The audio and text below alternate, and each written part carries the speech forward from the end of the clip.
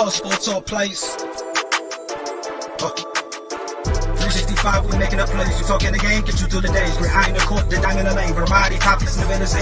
All presentation, sports information. In the air, we're staking the nation. All sport, all plays, they work in your faces. Grace up the field, so tie the laces. Hard sports all plays. Network. Hard sports all plays. Network. We on top of our game. Hard sports all plays. Hard sports all plays.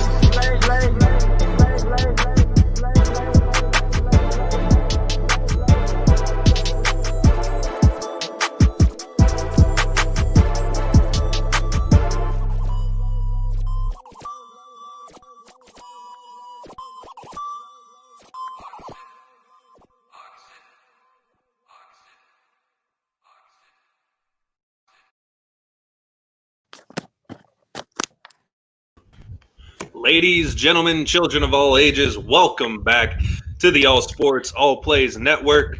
My name is Will Polson, and alongside here for ASAP Real Talk, we've got the usual three in Freddie, Chris, and Cam. And then we got a new guy joining us today. We also got Jay with us. Fellas, how we doing today on this Monday? Man, what's up? I'm ready to go, man. Hey, we got a lot of news to talk about. Let's go. That's for sure. Boys, how you guys doing? We good over here. We good. Cardinals made some epic catches into the games. We good over here. I'm pissed off.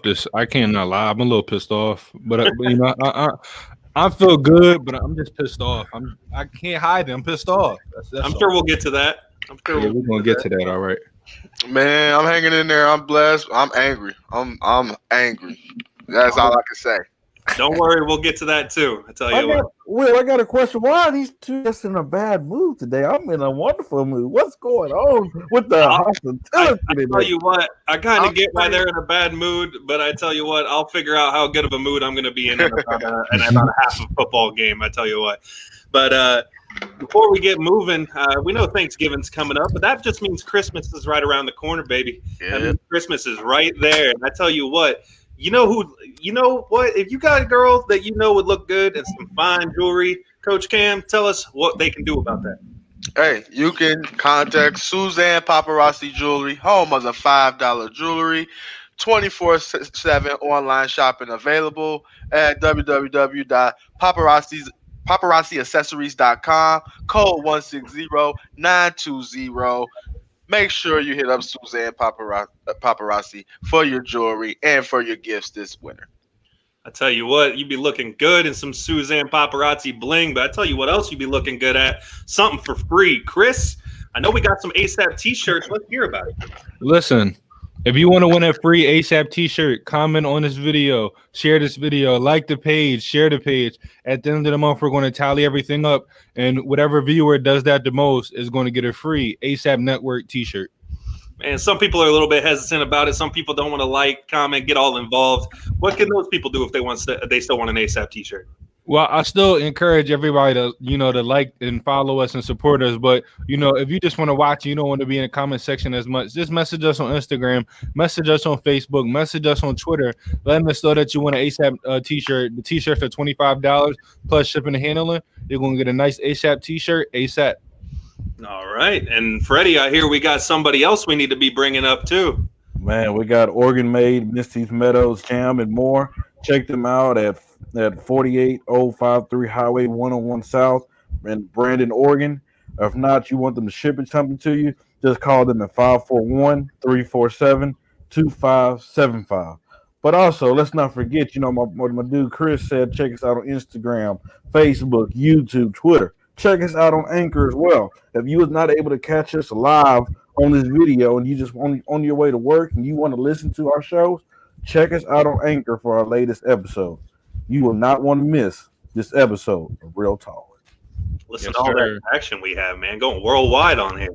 Hey, wait, it's almost impossible not to find us at this point. At this point, you can find ASAP everywhere. So I tell you what, last week we started off with some hot takes, and I think everybody was really into those. Let's get right back to it. Let's start with the NFL. Let's start with some hot takes. Coach Cam, I'm gonna go to you first. Let's hear a hot take about the NFL coming up. Oh, hot take this week. Hot take. The Dolphins are going to win the AFC East, y'all.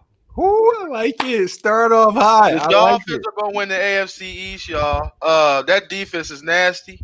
And you know what? The defense can protect Tua as he progresses and gets better. This is what a real rebuild looks like with a competent coach, and I'll get on that a little bit later. But the Dolphins, I think they're going to win the AFC East. Yesterday's game with the Cardinals, with DeAndre Hopkins really still in the game from the Buffalo Bills, I think that's going to come back to haunt them towards the end of the year. And you know what? The Dolphins, they believe in Brian Flores. They believe in they believe in the organization, man. And they went, they built that defense. They built it up. Corners, all three levels, all three phases. Hey, Dolphins gonna win the AFC East. That's my hot take. Man, starting off strong. I tell you what, Freddie, you want to be the guy to back that up? Ladies and gentlemen, this does not happen much on this network where I have to eat what you call humble pie. I'm eating humble pie today. Why? Because Chris, he tried to persuade me otherwise early in the season. He tried to tell me that they wasn't. He's trying to teach me that he wasn't.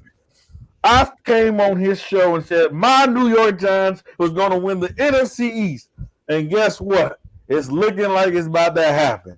I mean, did y'all see them Sunday against the Eagles? Did you see this young defense? Did you see what they did to Carson Wentz, making Carson Wentz look like a bum on that field? Did y'all see what we did with number 2? I'm mad at Carson Wentz. And then this upcoming Sunday, we're going to beat Coach Cam's Bengals. Why? Because their defense is horrible. They don't have no corners. Their defense is just horrible. And you're talking about a top 10 defense of my New York Giants. We are going to handle our business, and we're going to win this division.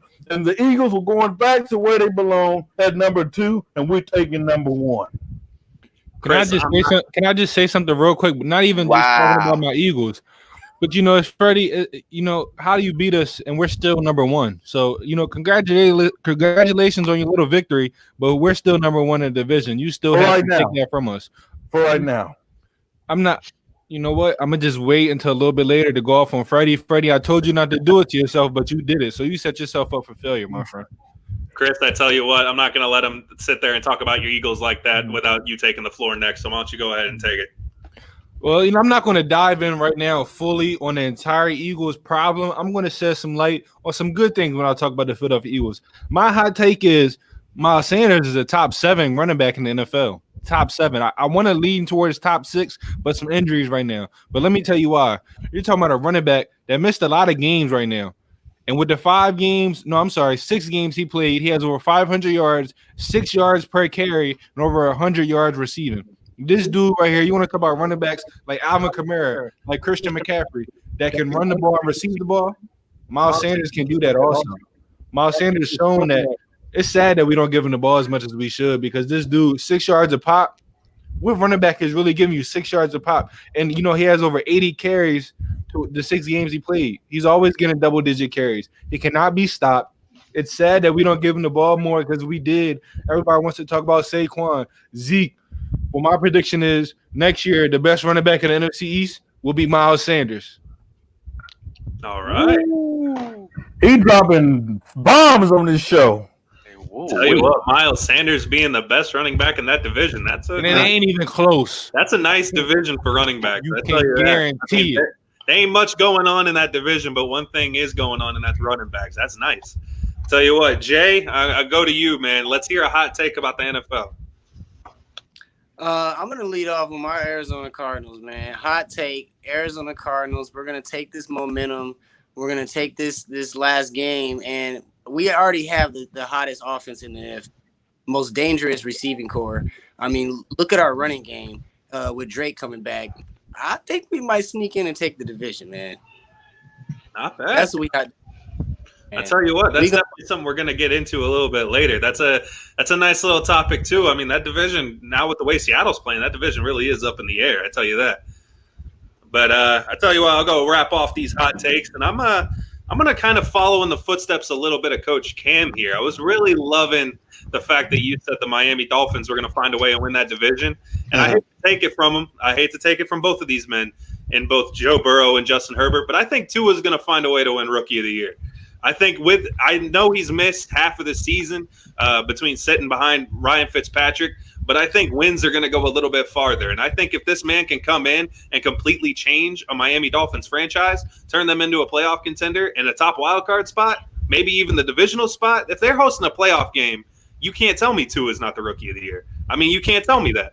No matter how long it's been, no matter how long he sits out, if he's coming in and he's making that much of a difference, I don't care about your stats. Tua Tagovailoa should be the rookie of the year, and I'm going to go with that over Burrow, over Herbert, over Jefferson, everybody. I'm going to go with Tua Tagovailoa as my rookie of the year. Hey, Will, before we go, I can't do that.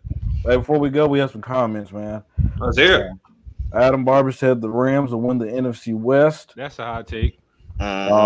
Nate said the New York Giants will be last in that division. That's not the truth. That's the truth. The Joey Woods says they're really a number one in that division. Some of the NFC. Yes, it is. It's my Philadelphia Eagles. NFC is war. It can be bad as it can be the worst division. I'm not. I give them their credit, but I'm not sold on them just yet. Nope. Which is, I'm just honest. Brandon said, "What's up, Brandon? How's it going?" I'm not mad at that. That's a hot take, but it's a good take. Just because, I'm sorry, I love Alex Smith. I'm not mad at that.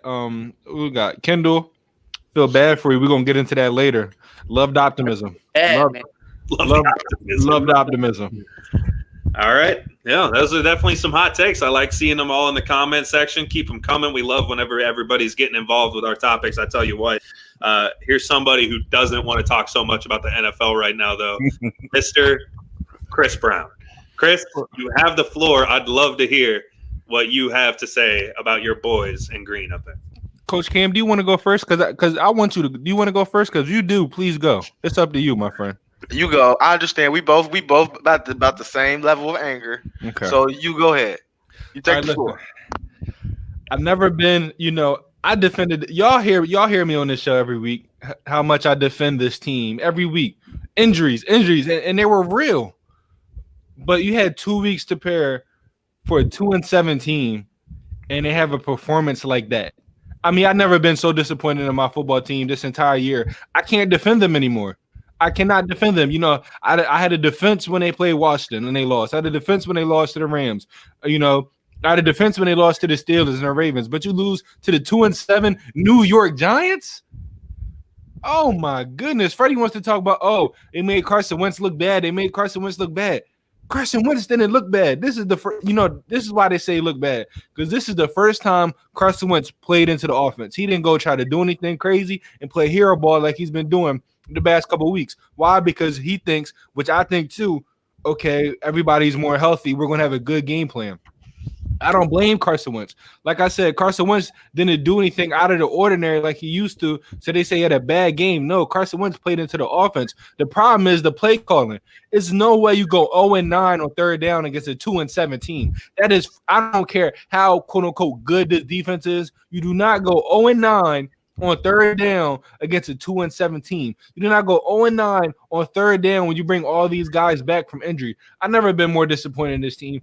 I'm not mad at Carson Wentz. And people want to say, put Jalen Hurts in. Why do you want to put him in? If the offensive play calling is struggling right now with a somewhat veteran quarterback, why would you want to put in a rookie quarterback that doesn't have the arm talent that Carson Wentz has, that's not going to be able to pick up the things Carson Wentz can pick up? I just don't understand. And I don't see any reason why to put Jalen Hurts in the game in the first place. When he gets in the game, he's going to run the ball. He's not going to throw. You're not going to put him at wide receiver or tight end like you do Hill. So what's the point of him being in the game? This play calling on the offensive side is terrible. It's the worst play calling I've ever seen. There's no reason why Miles Sanders was averaging 5-point-something yards a carry, and he only had 18 carries. He should have had 25-plus carries. We need to establish the run. That's how we won the Super Bowl. Then on the defensive side, we made Daniel Jones look like Tom Brady. We made Daniel Jones look like a bad man. This dude is dotting us all up the field. Now, Darius Slay, I'm not mad at him because only one big play happened on him, but everybody else has to step up. I think the coaches need to get fired. That's how I'm feeling right now. Because the play calling is bad, that means coaches has to get fired. That's how I'm feeling. I cannot defend this team no longer. I defended this team all year, rightfully so. But right now, I have nothing good to say about this team. There's no way you have 2 weeks to perform. 2 weeks to get ready for a 2-7 team and you perform like that. The play calling is bad on both sides. This is a team that plays down to competition, but rises to the occasion against good teams. And that, to me, it screams lack of leadership, and lack of good coaching. So at this point, if we keep going downhill, coaches need to get fired. And if the coaches get fired, I see the writing on the wall. A lot of people are going to get traded because we got a lot of money wrapped up into this team. We can't win. People got to go. And, I'm just going to do this right here. Put Freddie right here. You see these guys? You see this guy right here, ladies and gentlemen? You see him? Take a good look at him, right? He's celebrating. Freddie in the beginning of the year said, and I quote, "I will no longer root for the New York Giants." He claims he's a Giants fan. He said, and I quote, "I will no longer root for the New York Giants. I'm a Packers fan now." So don't let him, I'm hyped because of my Giants. When in the beginning of the year, he said he's not going to root for them. So if you're not going to celebrate them while they were losing, don't celebrate them while they win. You fake bandwagon delusional fan. I don't want to hear none of it. I'm done. My Eagles is trash, but you, my friend, are more trash than Eagles could ever be. Ladies and gentlemen, put me on the big screen. You had your moment. I need to rebuttal. Move on. We're not rebuttaling anything. This is about hurt losing teams. Freddie, your team, you're a New York Packers fan, my friend. You have nothing to say. It's all about people that need to express their feelings on this show. And you, my friend, don't need to express any amount of hurt. Take your win and celebrate it off camera. Don't do that to me on camera, Freddie. I don't want to embarrass you right here in front of our lovely fans. Don't do that to me, Freddie. I just want to rebuttal what you said. It's nothing to rebuttal. Your team won. That's the end of the story. I didn't make no excuses. I gave it to your team. You was false in one statement, though. What false statement did I have? You was right that you have a lot of money wrapped around that team. Mm-hmm. But you got a lot of money wrapped around a quarterback who you have not held accountable to, and that's the problem with this team. They don't want to hold Carson Wentz accountable. He's the only reason why we're in the games we are in, Freddie. Everybody is hurt. He's the only person doing anything. Freddie, you need to understand. You both agree that y'all should have not lost to my Giants team. It is not Carson Wentz's fault. Did you watch the game? So you mean to tell me this dude, game after game after game, he does too much, and the coach cannot. I believe it's something with the owners because this coach cannot hold him accountable. You can keep saying injuries. Guess what? Everybody have injuries, and guess what? No team has been injured like this Eagles team. Name a team that their whole entire offense been taken away from their starting quarterback. Name a team. Aaron Rodgers. He was not Devontae Adams and Aaron Jones, and guess what? He still got it done. He still got it done. Okay, my quarterback lost 4 to starting linemen and then the backups, 2 starting tight ends and then a backup. They lost the running back, lost the starting wide receivers and backups. Okay, I lost the starters and the backups. You talking about 2 positions? Get out of my face with that. I'm not trying to hear it. When you pay a dude $100+ million, guess what? You put yourself in a place where you can't get a lot of help because you can't afford a lot of help. Because guess what? There's something called the cap space, and guess what? They overpaid this dude off of piggybacking off of the greatest backup quarterback in the game, and Nick Foles, which they probably made the worst mistake. They should have kept Nick Foles and should have let Carson Wentz walk. And by the end of the year, Carson Wentz will be traded because he cannot get it done, and he has not got it done. Wow. I got to respond to this. He went there. You, sir, as a Philadelphia Eagles fan, you should not accept the blasphemy that you see on the field every Sunday, sir. Okay, can I talk now? Because this is coming from a guy that obviously does not know sports. Anybody that says Nick Foles should start over Carson Wentz does not know sports. Because if you watch Nick Foles as a starting quarterback, he's never proven anything. Every year, Carson. I'm talking, Freddie. Don't say nothing. I'm trying to save you right here, but you brought it out of me. Everybody that watches sports and watches football understands Carson Wentz is not. that Nick Foles is not a starting quarterback in this NFL. You want to talk about hold Carson Wentz accountable? I held him accountable all year, and I said he was doing too much. So the game where we got everybody healthy, and you would say, okay, we got everybody healthy, maybe the play calling would be better. He made all the right plays. 2 bad snaps resulted in a sack. 2 sacks for loss, 2 bad snaps from the best center in the game, right? Then you're talking about a whole bunch of drops on third downs from Travis Fulgham, from Miles Sanders. You're talking about all the drops. This dude went 21 for 37. You take away the drops, he's 21 for 31.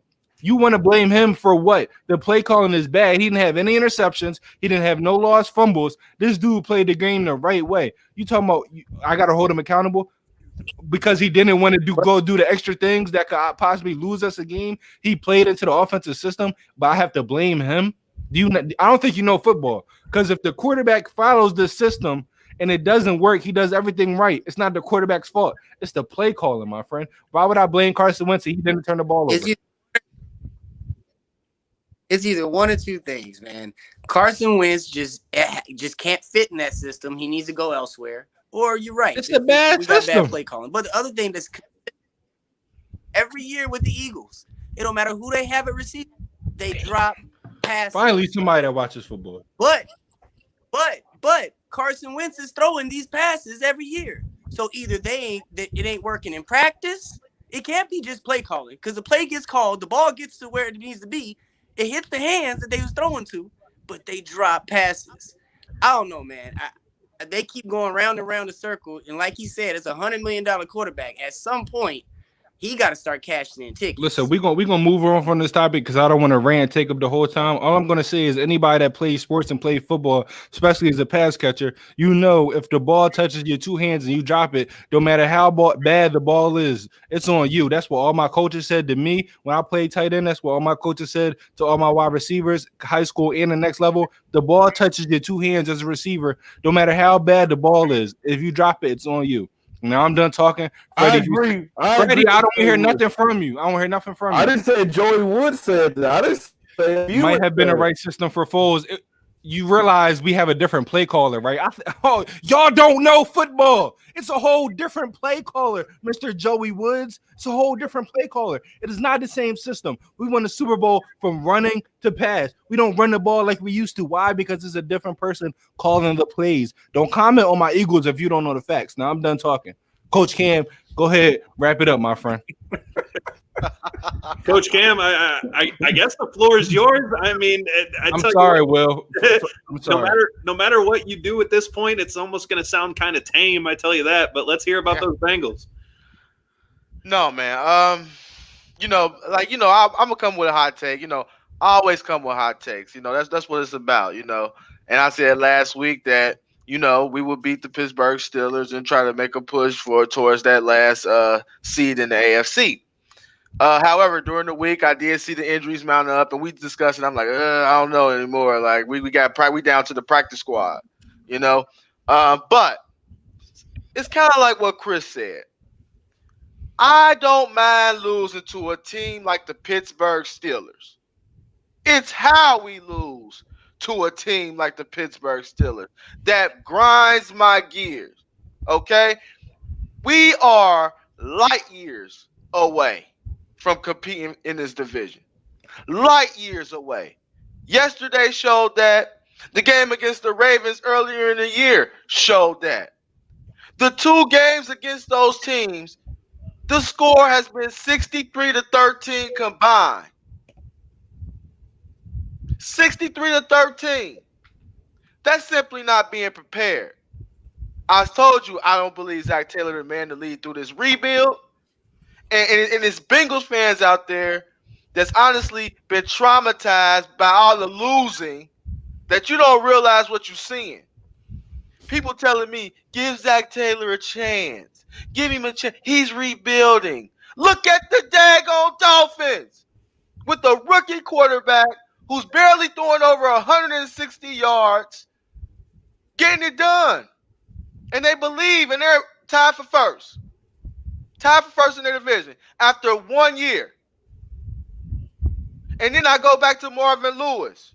He took over a worse situation with worse talent. Went from 2-14 to 8-8 in the first year. Good coaches, you see progress from year 1 to 2. Or you see progress from that first year. I need Zach Taylor gone after this season. I need the whole coaching staff gone. This is ridiculous what I saw Sunday, and it shouldn't have happened. We had 2 weeks to prepare better than that. And I understand the corners and the defense playing bad. I get it. We were down to practice squad players I'd never heard of before. But however, on offense, you only muster up 10 points after a bye week. No excuse for that. Fire Zach Taylor at the end of this year because I know how the Browns operate. We won't fire him in the middle of the year, but I need Zach Taylor gone. I'm out on this coaching staff, and I won't be surprised if we maybe win 1 or 2 games for the rest of the year, and one of them will be against Freddie Giants. Sheesh, man, we need like a flame animation or like an explosion or something to come in here at a point. This is off to, yeah, just like Madison said, it's getting hot in here tonight. I mean, to tell you what, the temperature is up and we're reaching a boiling point. Almost. Oh, and another thing, Will, I'm sorry. Let's hear another thing. Soft mentality, and it starts from the coach. Yesterday, Bud Dupree pushes Joe Burrow out of bounds over the bench on our sideline, and no one does nothing. No one does nothing. That made me so angry. That comes from the coach, though. That's the mentality he's bringing. That's the mentality he's bringing. Marvin Lewis, you would have did that to Andy Dalton. Vontaze Burfict was going to smack somebody on that next possession. You better believe it. We responded. Pac-Man Jones, he responded. You got to have some goons out there on defense. Somebody that's willing to take a 15-yarder. I wouldn't have mind one there. Soft mentality, soft coach. Whew. I tell you what, man, there aren't many teams that can do that, and you're just gonna get away with it. I tell you what, that's not many at all. So I tell you what, let's get moving here before we run out of time on 3 topics. So let's hit up the game of the week in the NFL. Let's talk about it. I think we can go after hearing about the Eagles and the Bengals. I think we can talk about 2 games that aren't the game of the week. But let's talk about the games that impressed us this week. Freddie, I'll start with you. What game in the NFL really could have stood out to you? Me personally, it was my Giants beating Chris's Eagles. I know it sounds funny to say, but it's the truth. It's the truth. I know Chris, he hypes his team up. Hey, I hype my team up too. Everybody has the right to do it. But let's face it, my Giants are better than the Eagles. Yesterday, it showed that Daniel Jones is the development of Daniel Jones is showing each game. He's trying to get better. He's trying to fix the turnovers. That's the only problem the dude have is turning the ball over. And guess what? He is fixing that. He's trying to work on it. And let's not forget to mention that he's missing the best running back in the NFCs and Saquon Barkley. And they still beat the Eagles. You're talking about the Giants, who was not expected to win. You're talking about an Eagles team that was rested for 2 weeks, and they come in there and play hot garbage. Hot garbage. They cannot do I'm just really proud. I know what we can do in the offensive end, but I'm just proud of my defense, how my defense is stepping up and handling their business. You could tell that Carson Wentz was not comfortable yesterday. Yes, you can blame it on the receivers, but guess what? At the end of the day, they paid you the money, so you need to get it done. And he have not got it done all year, and he didn't get it done yesterday. My Giants is the best team in the NFC East. We're going to beat the Eagles.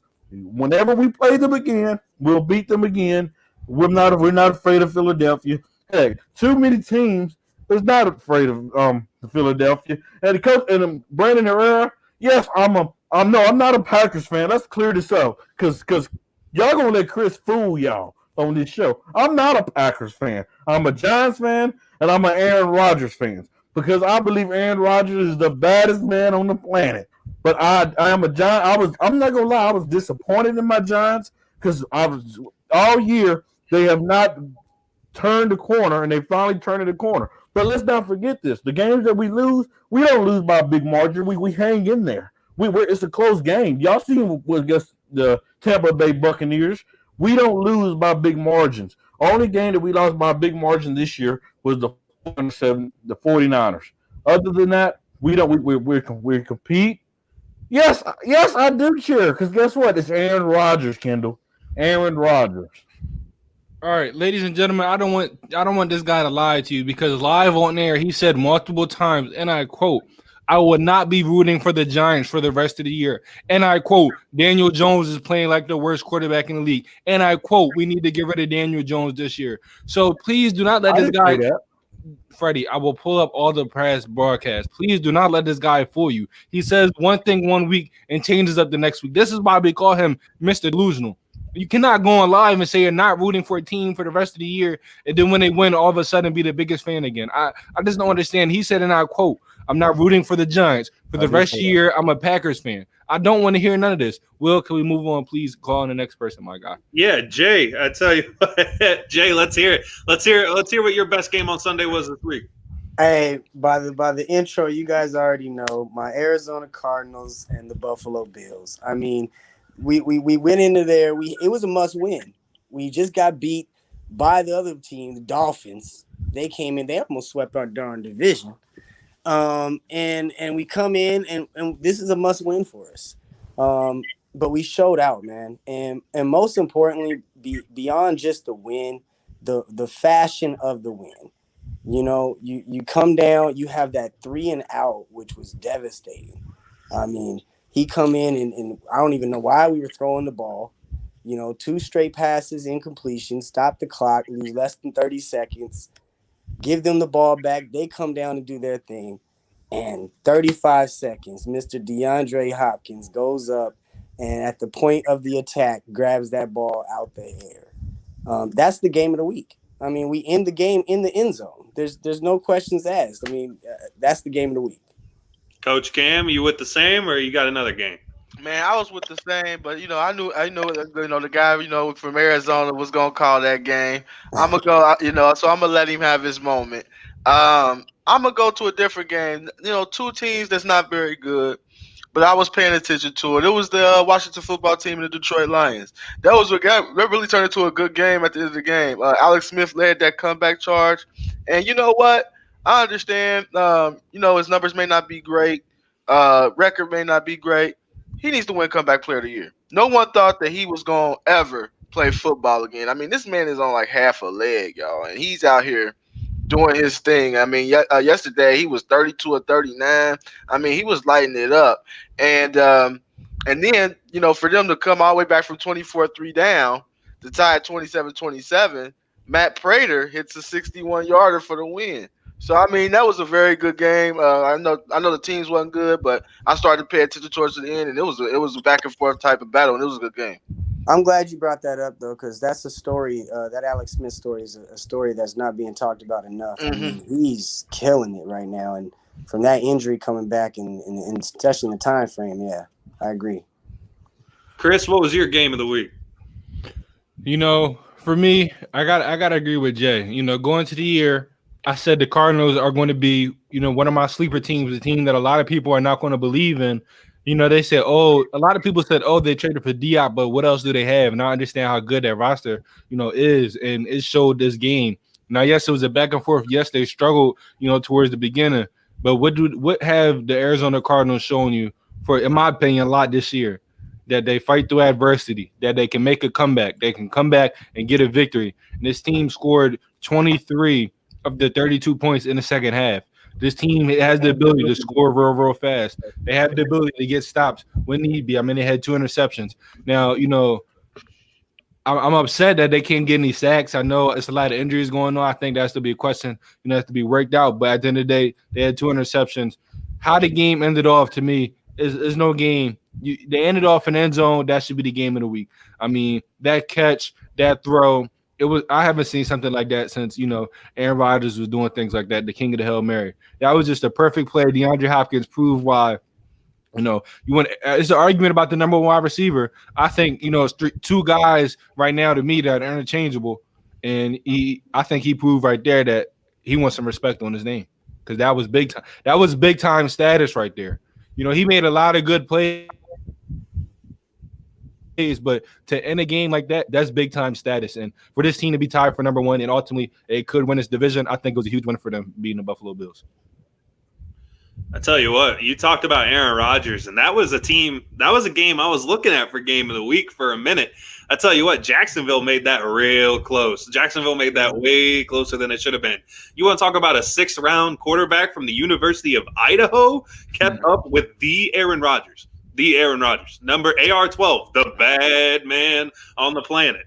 And somehow the Jaguars, as bad of a team they are, stayed close. I mean, ultimately, if they would have won, I would have went game of the week there. But I mean, come on, game ends in the end zone. You got to go for it. I mean, it has to be Arizona and Buffalo. But I mean, that's just everybody saw the play, everybody saw the catch. I mean, that lets you know why it's the game of the week. But speaking of that catch, you know who threw it was Kyler Murray, and let's talk about him for a minute. Is he a top 8 quarterback in the NFL right now? I tell you what, there's a lot of great quarterbacks in the league. There's a lot of great talent, but I tell you what, the kids playing out there out in Arizona. I'm going to start with you, Coach Cam. Let's go with you to get your opinion on Kyler Murray. Oh yeah, no doubt about it. Kyler Murray's a top 8 quarterback in this league right now. What he's doing with his legs and his feet, his legs and his arm, is amazing. Dual threat. And week in and week out, he's getting better and better, and you got to look at him in the MVP mix as well. You got to start, bringing his name up just because, what he did. And you know what? People talk about the catch, and the catch was amazing over 3 people. That's just straight mouse status. You got mouse. That's, I know that was on there, but rolling to the left, fading away, throwing that bomb, 55 yards plus yards in the air. That was a pretty ball, man. That was a pretty ball he threw. You know what I mean? And for him to be like 5'7" with that type of rocket arm and that type of dynamic ability in the red zone, they're unstoppable because of him. That zone read, no one even know he has the ball. It's a touchdown. He tough, man. Kyler Murray, top 8 quarterback. We could talk about top 5 for real. I tell you what, man, that looked like that Oakland Athletics Kyler Murray, that outfield arm. Yeah, that's exactly what that was. On the spot too. Exactly. Jay, we'll go to you. Let's hear about your let's hear your kind words about your quarterback. I'd love to hear it. Hey, man, I'm glad this is my first show and I come in this fashion. But Coach Cam, I like how you ended it. We could talk about top 5, man. I mean, the dude is bad. He has over 2,000 yards passing. He's 9th in the league in completion percentage. He has over 17 passing touchdowns.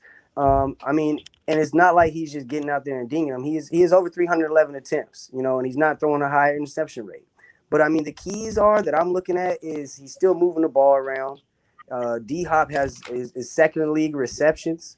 Yeah, then you got Kenyon Drake coming back, and he's right there with 604 yards rushing.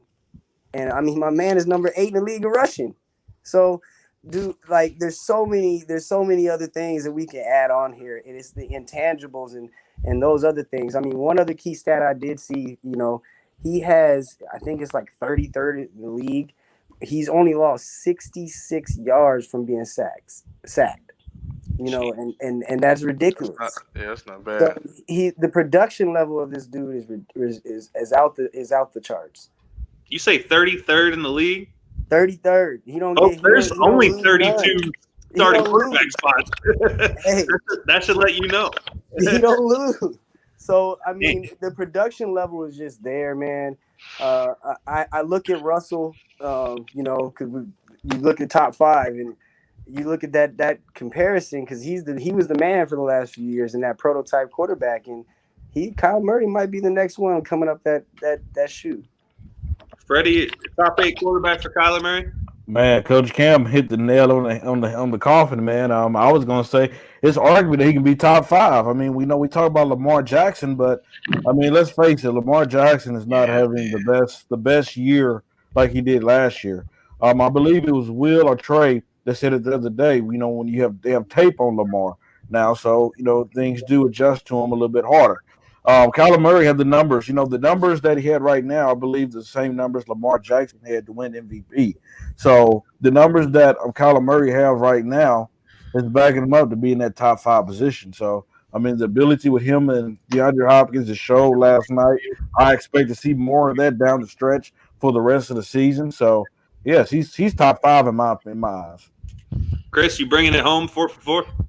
Yeah, he definitely is a top 8 quarterback. When I look at Kyler Murray, I said as soon as he gets drafted, once he gets a team around him, this guy's going to take off.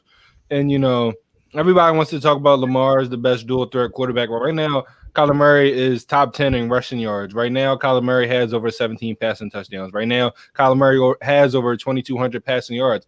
Kyler Murray, this year compared to last year. Last year, he only had 544 rushing yards. This year, he has 604 in 9 games. So this dude, in my opinion, is going to get over 1,000 yards rushing. This year, he's led like a lot. Last year, he wasn't as mobile. Well, no, he was mobile, but he didn't show it as much as he's doing this year. And I think people are looking at this dude to say, okay, he's legit. He's legit. This guy, to me, he's a good leader. The intangibles, everything he's bringing to this team. It's some questions around Kyler Murray. They question his accuracy. I don't see it. Every quarterback has some inaccurate throws. At the end of the day, he has a 68% completion percentage.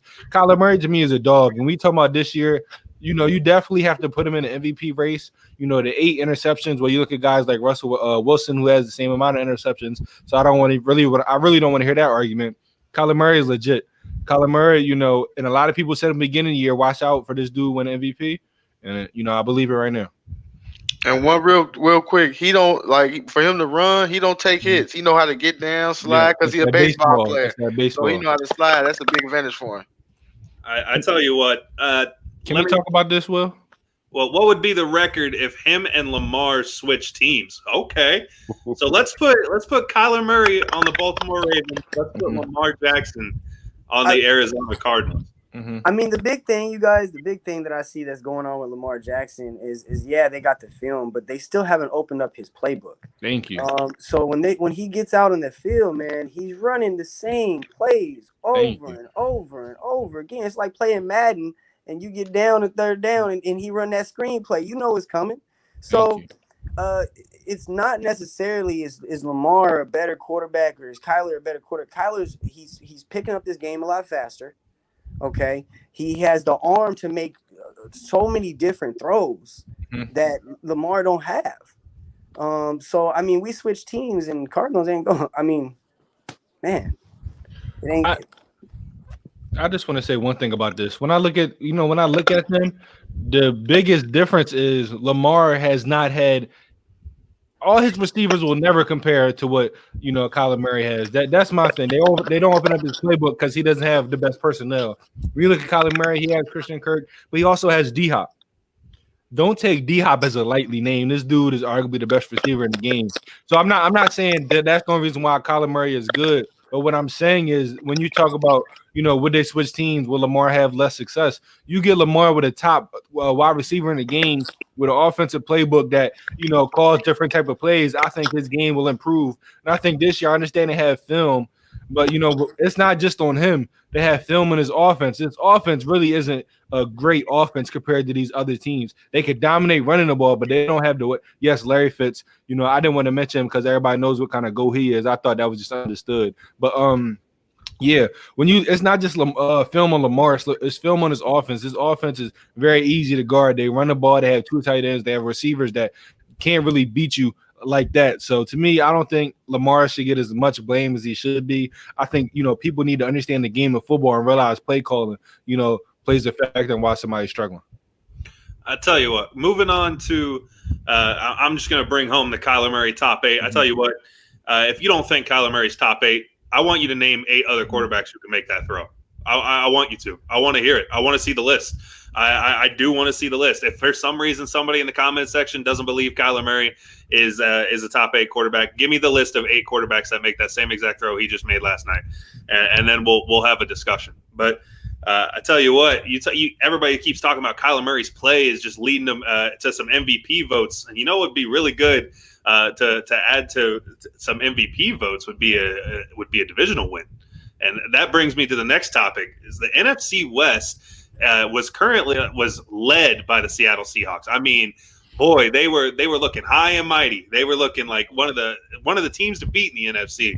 I'll tell you what, in 4 of their last 5 games, they've been beaten. They're no longer looking like that team to beat. They've kind of fallen from grace all of a sudden. And then with other teams such as the Rams, you got the Cardinals out there. Even the 49ers aren't nothing to close your eyes about. We need to talk about let's see who is the winner of that division. Who's the favorite out there in the NFC West? Coach, Coach Cam, I'll start with you. Oh, the favorite in the NFC West. Well, you know what? I like the Rams for some reason. And I understand. I know Jay laughing. I know you. I was gonna say the Cardinals, but you know what? What they showed me yesterday was, well, I like what I saw yesterday, and you know, the Seahawks, they score a lot of points. It don't matter who they up against, they gonna give you 30, and the Rams showed that they can clamp that thing down. And in the playoffs, you know, you got to be able to stop the run, get after the pass rush. Get after the quarterback, and you got to be able to run the ball a little bit. Now, Daryl Henderson is solid for them. You know what I mean? He's not bad at all. I know they do a little bit by committee as well, but they started to get the running game going. And Jalen Ramsey just locked down the side of a field, locked down DK Metcalf yesterday. And Jalen Ramsey was back in his bag. And you know that Aaron Donald coming. You know he coming. You know he's a single hand. You know he threw 3 offensive linemen for the Cowboys, so you know what he can bring on any given day, and he can wreck a game in a hurry.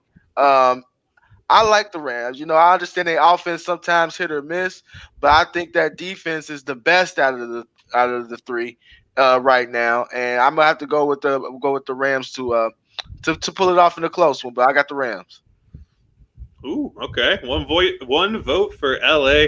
Let's move on to Chris. Chris, who you got winning this division? Man, this division, I think we all knew in the beginning of the year, well, at least I knew this was going to be by far the best division in the NFL. Let me just say shout out to all these teams. I will say it would be a better race if the 49ers didn't have all the injuries they had. I mean, just imagine the 49ers could return as healthy as they were last year this year. But in my opinion, I still think the favorites are the Seahawks. And let me tell you why. I you know, when I look at the Rams, I have a lot of questions with all these teams. But when I look at the Seahawks, I say, okay, I look at quarterback. What quarterback do I trust the most? I really do trust Wilson the most. Now, here's my questions about the Seahawks that, you know, Kendall Lum, I know you're a Seahawks fan. Please answer these questions in the comments. When I look at their offensive line, they gave up 6 sacks against the Rams. That's a problem. You're going in the playoffs. You're going up against dominant pass rushes in the NFC, and especially even if you want to, make it to the Super Bowl and go to the AFC. So the sacks are the problem. Then when I look at, okay, if the offense, is struggling, can their defense make plays? Now, yes, I understand their starting corners have both been hurt the past 2 weeks, and I think that does key in. I mean, when you lose your 2 starting corners, that's a problem. So when healthy, could things be different? Well, I don't know, because this year they've been probably the worst defense in the NFL. So my questions is, for the Seahawks, okay, if the offense isn't there, can the defense step up? And we haven't seen it. But the reason why I'm picking the Seahawks is because I believe in Pete Carroll and, Russell Wilson more than I believe in any quarterback head coach situation right now. Now, second for me is the Cardinals. I don't believe in the Rams just because I don't believe in Jared Goff. I believe in the Rams defense. I believe in Ramsey and Donald. I don't believe in anybody else. I don't. Oh, I'm sorry, Jared Goff is, if he wasn't, I don't believe in Jared Goff either. If he wasn't with McVay, that people call him an overrated coach, but he makes Jared Goff look like a top quarterback. But just end it off.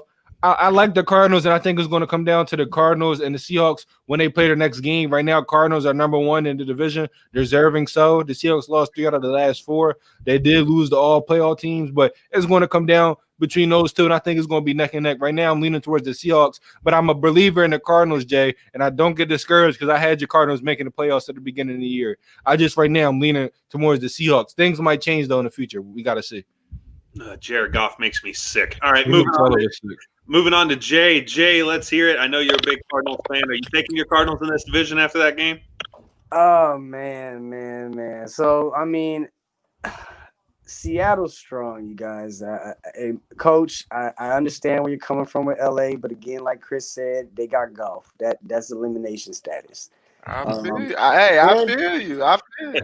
Hey, and then to answer the question about the 6 sacks, you got Aaron Donald on the other side, man. You got 3 people trying to get him from keeping hitting the quarterback. That's what I'm saying. Get cold, playoff time. They get ugly. But you do got to beat the defending champs. Russell Wilson is MVP caliber Wilson every time he touches the field. DK is killing the game. And then you got Lockett. but this year's different. We always lose at home in Arizona every year to Seattle. We didn't this year. This year is different, y'all. Arizona Cardinals win the division. We got there now.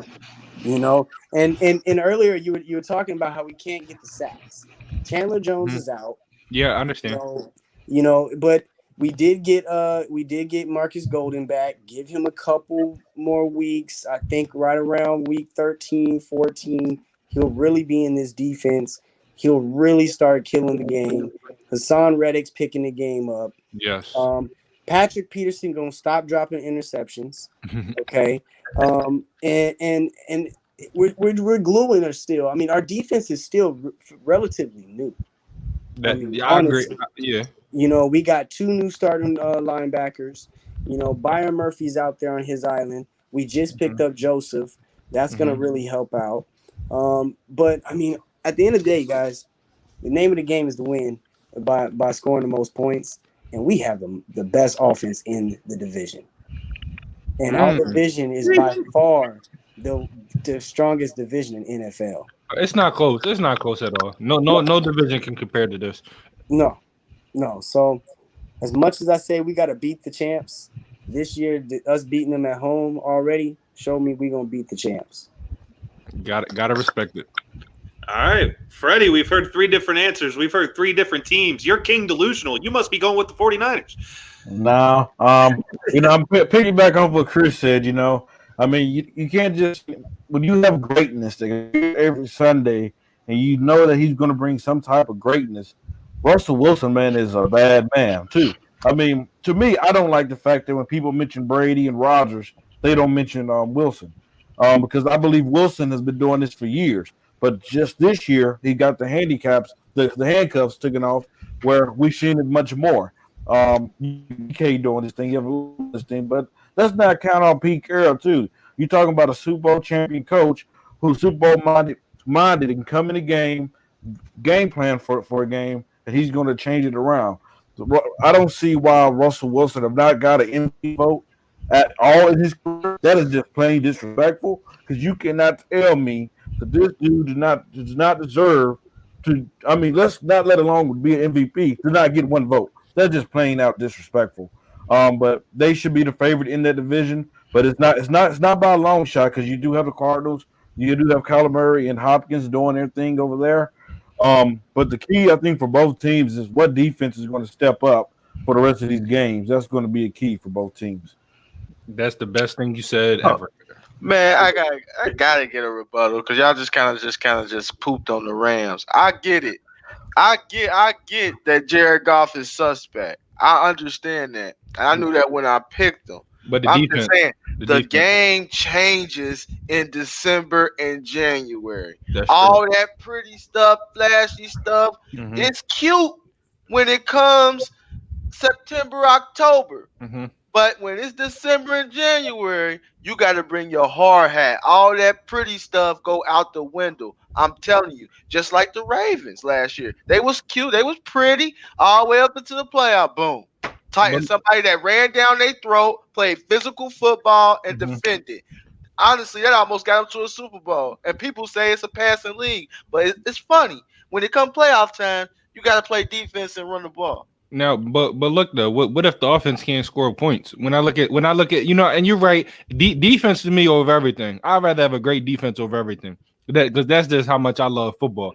You know, everything is cute. Everybody, you know, all the new fans like this, but I'm a fan of the game. I like defense. But when I look at the Rams, what if their defense can make some stops, but their offense can't score?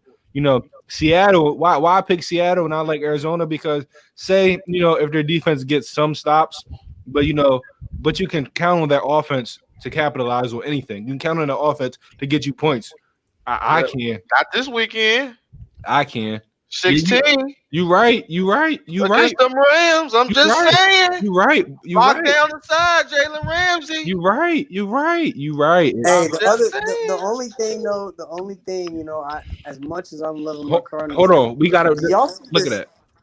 3 points in the Super Bowl. He in the Super Bowl. What Now are go- y'all talking about? Now Hey, go okay, ahead. he scored 3 points in the Super Bowl. In the Super Bowl. You right. Was Go it ahead. because of Go ahead. him? Was it because of him? Was it because of Sean McVay helping him make those plays? And was it because of Aaron Donald? At the time, they had Todd Gurley as well. So I mean, that running game. Todd was Gurley not- didn't barely play. His knees was failing, even but starting to you- failing. Hey, but it's not. Well, they wasn't in the Super Bowl because of Jared Goff. How hard you stop? Hold on. Yeah. Hold on. We not going. Are we gonna get into it? League. It's a players' league. Stop this. It's only like, okay, don't get me wrong. Good coaching can get you far, can push you over the hump. Don't get me wrong. However, it still takes the players to execute and make the plays. Don't get it twisted. Without him making the plays and making the throws, Sean McVay don't look good. That's fact.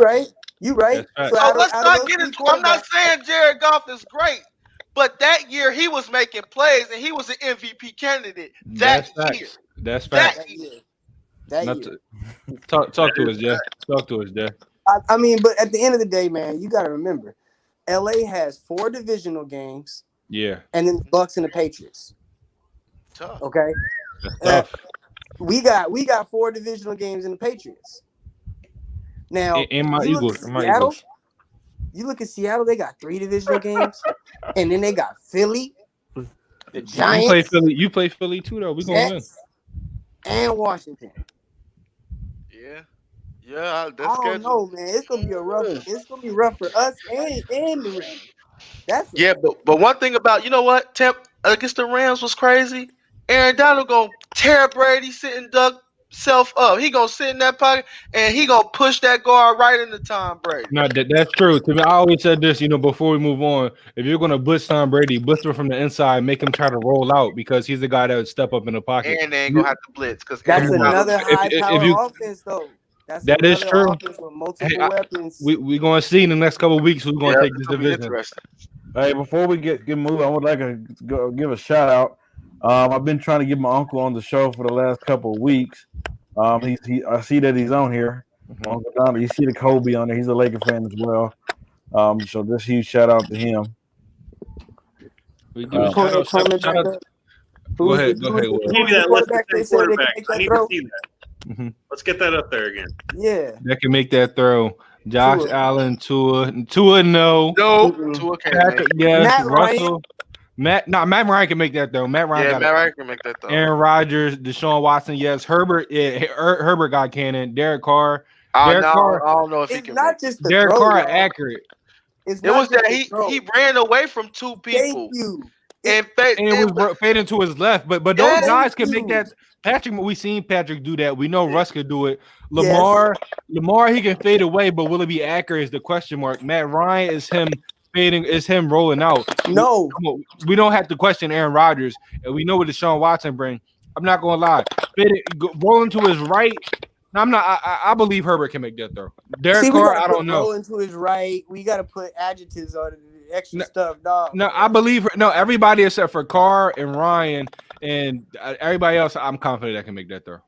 I don't know about Tua. Tua gotta That's show even. me. Oh, I forgot about Tua. Yeah, I forgot about thank you. Tua. I forgot about Tua. I Hey, forgot Tua about gotta Tua. show I me was something gonna say, first. that, I that's forgot Tua. about Tua. My fault. No, you're good. That's even Tua's arm side, and I don't know if I trust that throw still. Not yet. He has to show me more. That's For all. sure. He has to show me Yeah. more.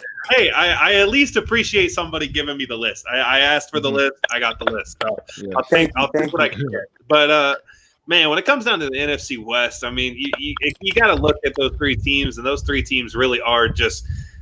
Man, it really is just it's like a weird combination. You got Seattle, that's all offense, no defense.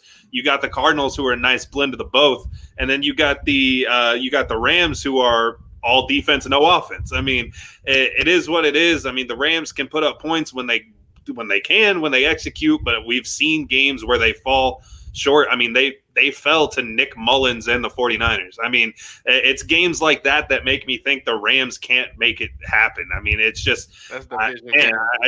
I don't believe in Goff enough to do it. And so, you know what? I gotta stick with Seattle. I really do. I mean, but Russell Wilson, your defense, defense wins championships. They tell you that. As a Bears fan, I know that more than everybody because we don't have a lick at quarterback ever in our franchise. And we still have a ring to show for it. But, man, I tell you what, there's something. No matter how bad your defense is, if you're dropping 34, 40 points a game, I mean, you just got to hope that the other offense can keep up with you. And at a point, Seattle's going to be just sitting there, just kind of putting up points. And it's not going to be, can the NFC score? It's going to be, can the NFC keep up with Seattle? And right now it's looking like a lot of games, a lot of teams, they probably couldn't if they were going up against them. So I'm going to go with Seattle. Miss Webster posted, "Hey guys, I'm new. Do you guys ever talk college football?" Hey, Miss Savannah, I've seen your post in one of the groups. Yes, we do. Please message your page. We're looking for somebody that can bring that extra talent. I see your work. Please message your page, please. Hey, there you go. All right. So staying in this division, let's talk about the MVP a little bit. Right now, Russell Wilson obviously was, almighty. The guy had never seen a vote, was really looking like the front runner, was really looking like he was going to run away with it. But again, with the rise comes the fall. Along with Seattle, Russell Wilson has seen a little bit of people go different ways whenever it comes to the MVP vote, and it's starting to look not bleak, but it's definitely not looking as bright as it once did for the man over there in Seattle. Freddie, I'm going to start off with you. Who do you see as the MVP frontrunner? Is it still Russ or is it somebody else? Somebody please put me on the big screen. Oh God! Please put me on the big screen. I'm just going to say this. Can you be? I'm gonna be short and simple with mine. Can you be short and simple with yours, please? Don't go too long. Always. Okay, Mr. Delusion. Always. He's a bad man. And Aaron Rodgers. Have you guys seen the numbers that he's putting up? Do I need to remind you of these numbers? This dude is looking like the MVP that he is. He had 2,500 yards. That's 6th in the league. He had 26 touchdowns. That's number 2 in the league. And he only have 3 interceptions. That's tied in 3rd in the league.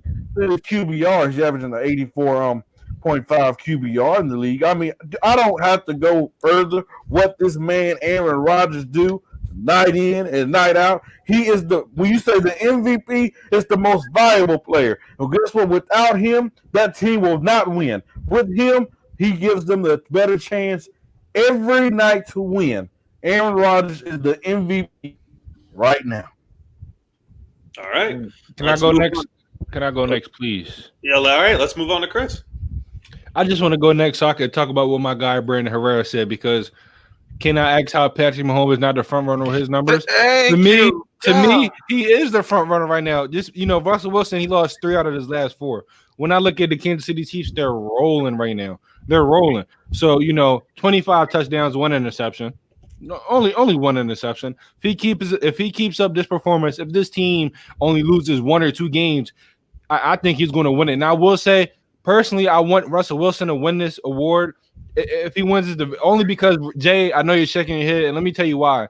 There's no reason in the world this dude, has the team around him. Freddie's talks about most valuable player. There's nobody more valuable than the team than Russell Wilson. I'm sorry. This dude roster has been terrible year after year after year after year. This team's been a running team, but he's still putting up, you look making that face. You take Russell Wilson off this team, listen, they're going to be trash. Their defense is trash.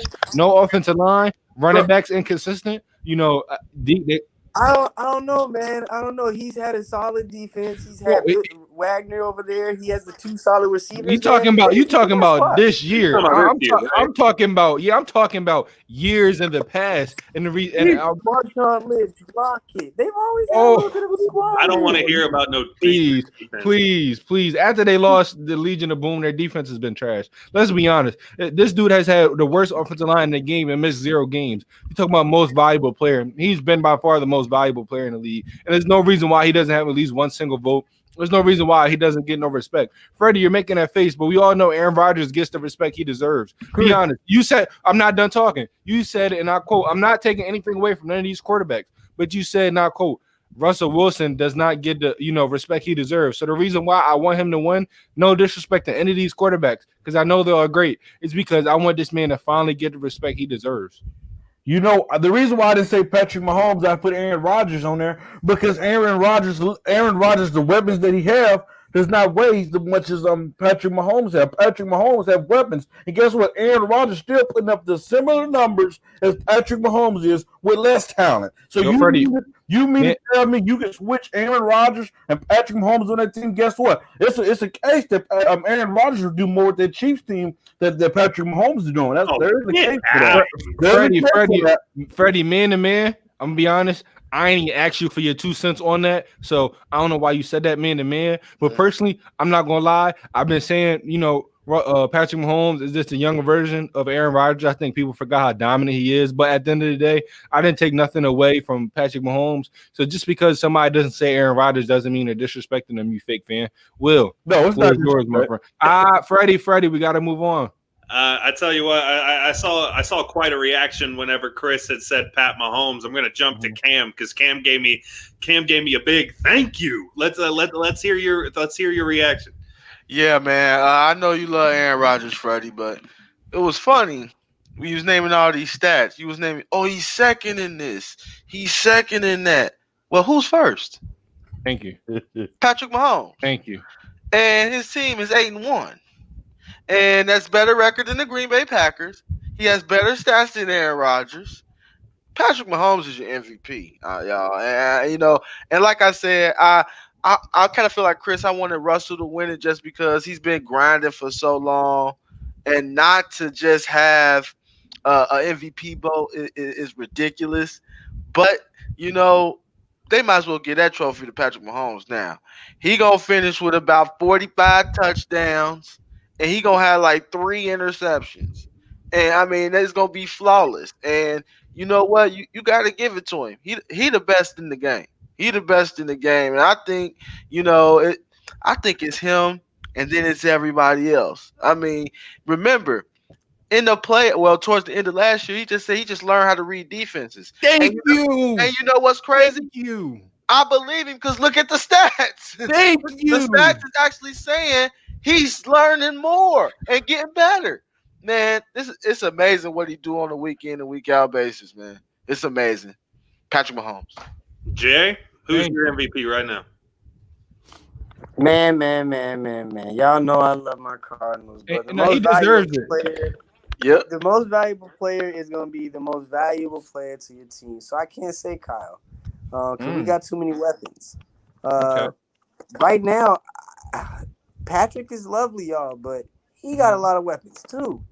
Okay. And I think Russell develops weapons. Yeah, and I love that. What he's doing out there is developing Metcalf.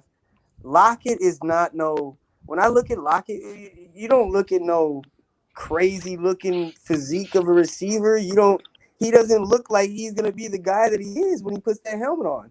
And year after year he's been performing with this dude. They haven't really gone out and got him no help besides the DK with the draft pick. I mean, Carson is a serviceable. I saw someone in the comments say, Carson's better than Drake. I agree, Carson's better than Drake, and Drake is not the greatest running back either, but they're good systems. You got that USC mind over there in Pete Carroll. But I really think if they pull the division off again, he's MVP. And he has 28 touchdowns, y'all. He on pace to set the record. There you go. I mean, there you have it. I mean, the guy is playing out of his mind still, no matter what the team record is. I think we can all agree that offense is definitely not the problem out there in Seattle. Definitely not the issue to go out there. But I keep hearing the term most valuable player. Most valuable player. It's not going to be the guy who wins it, but I do want to say there is one person that wasn't mentioned that is way more valuable to the team than anybody else. He's not going to win the award. This is not my prediction. But there is no person more valuable to a team right now than Dalvin Cook. I mean, there is nobody that is more valuable to a team than Dalvin Cook. You want to talk about a team that would be 0-something by the time if this player was not on their team? Dalvin Cook, in the 3 games that Minnesota has won, Dalvin Cook's lowest rushing game was 130. 130 rushing yards. Can I tell you how much you got to run an offense through a running back to get 130? The other 2 games, he put up 163 and 206. 206 rushing yards in a single game from one man. Not a team, one man.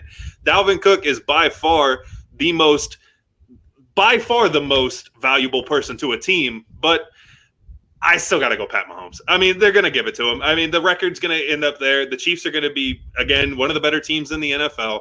The stats are there. Pat Mahomes won it. What was it, 2 years ago? And this is, or was it last year? It was 2 years ago, right? 2 years ago? Yeah, okay. He won it 2 years ago, and it wasn't with nearly the amount of ball security that he has. I mean, the touchdown to interception ratio should tell you everything you need to know. Plus, he's balling out when it comes to yards and everything such as that. I mean, this guy is just absolutely balling. I mean, it's Patrick Mahomes. Who else could it be? Because who would win the MVP between Cook, Donald, or someone else if we were to take out the quarterbacks?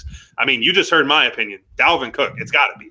I mean, the guy literally runs a whole entire offense through him. Without Dalvin Cook, Minnesota is the bottom of the barrel. They're tanking for Trevor. I mean, they are absolutely awful, which nobody expected. At least I didn't. You know, I don't think anybody expected Minnesota to be where they're at right now. Right now, they did. Yeah, I had them and the Cowboys. I've been totally right. Them being some of the most in the Patriots being some of the most disappointed teams this year. If it's anything for Minnesota, I think it's the loss of Kevin Stefanski. I think that the change of the OC is a little bit different. I mean, Kirk Cousins, in my opinion, is a bum, but Dalvin Cook, it's got to be, right? If you take out the quarterbacks out of it, it's got to be Dalvin. I mean, at least Aaron Donald. Yeah. Listen, this argument can go anywhere. I love Aaron Donald. You know, I might lean towards him, and I think Dalvin Cook should win Offensive Player of the Year. Maybe Kamara. No, this is my argument with Kamara. Before we go anything, I just want to say this: I don't think Kamara is going to ever get the respect he truly deserves because he has so many other weapons around him. If you put Kamara, you know, with the Vikings, I think he's doing the same thing. You put Kamara in Carolina the year that whatchamacallit, McCaffrey went off and had, you know, the crazy stats. Kamara's doing the same thing. I truly believe Kamara is one of the best running backs in the game. But the fact that he has so many weapons around him, he's not going to be able to see it. But I'm leaning towards Donald and just get Dalvin Cook regardless to win Offensive Player of the Year, regardless. If not him, then nobody. There you go. I tell you what, good stuff talking about NFL, man. Fiery topics. I see everybody in the comment section, man. They're loving it. They're loving it. Shout out to everybody who's in on this episode. You guys are doing great. Thanks for the comments. Thanks for trying to be involved. It's going awesome.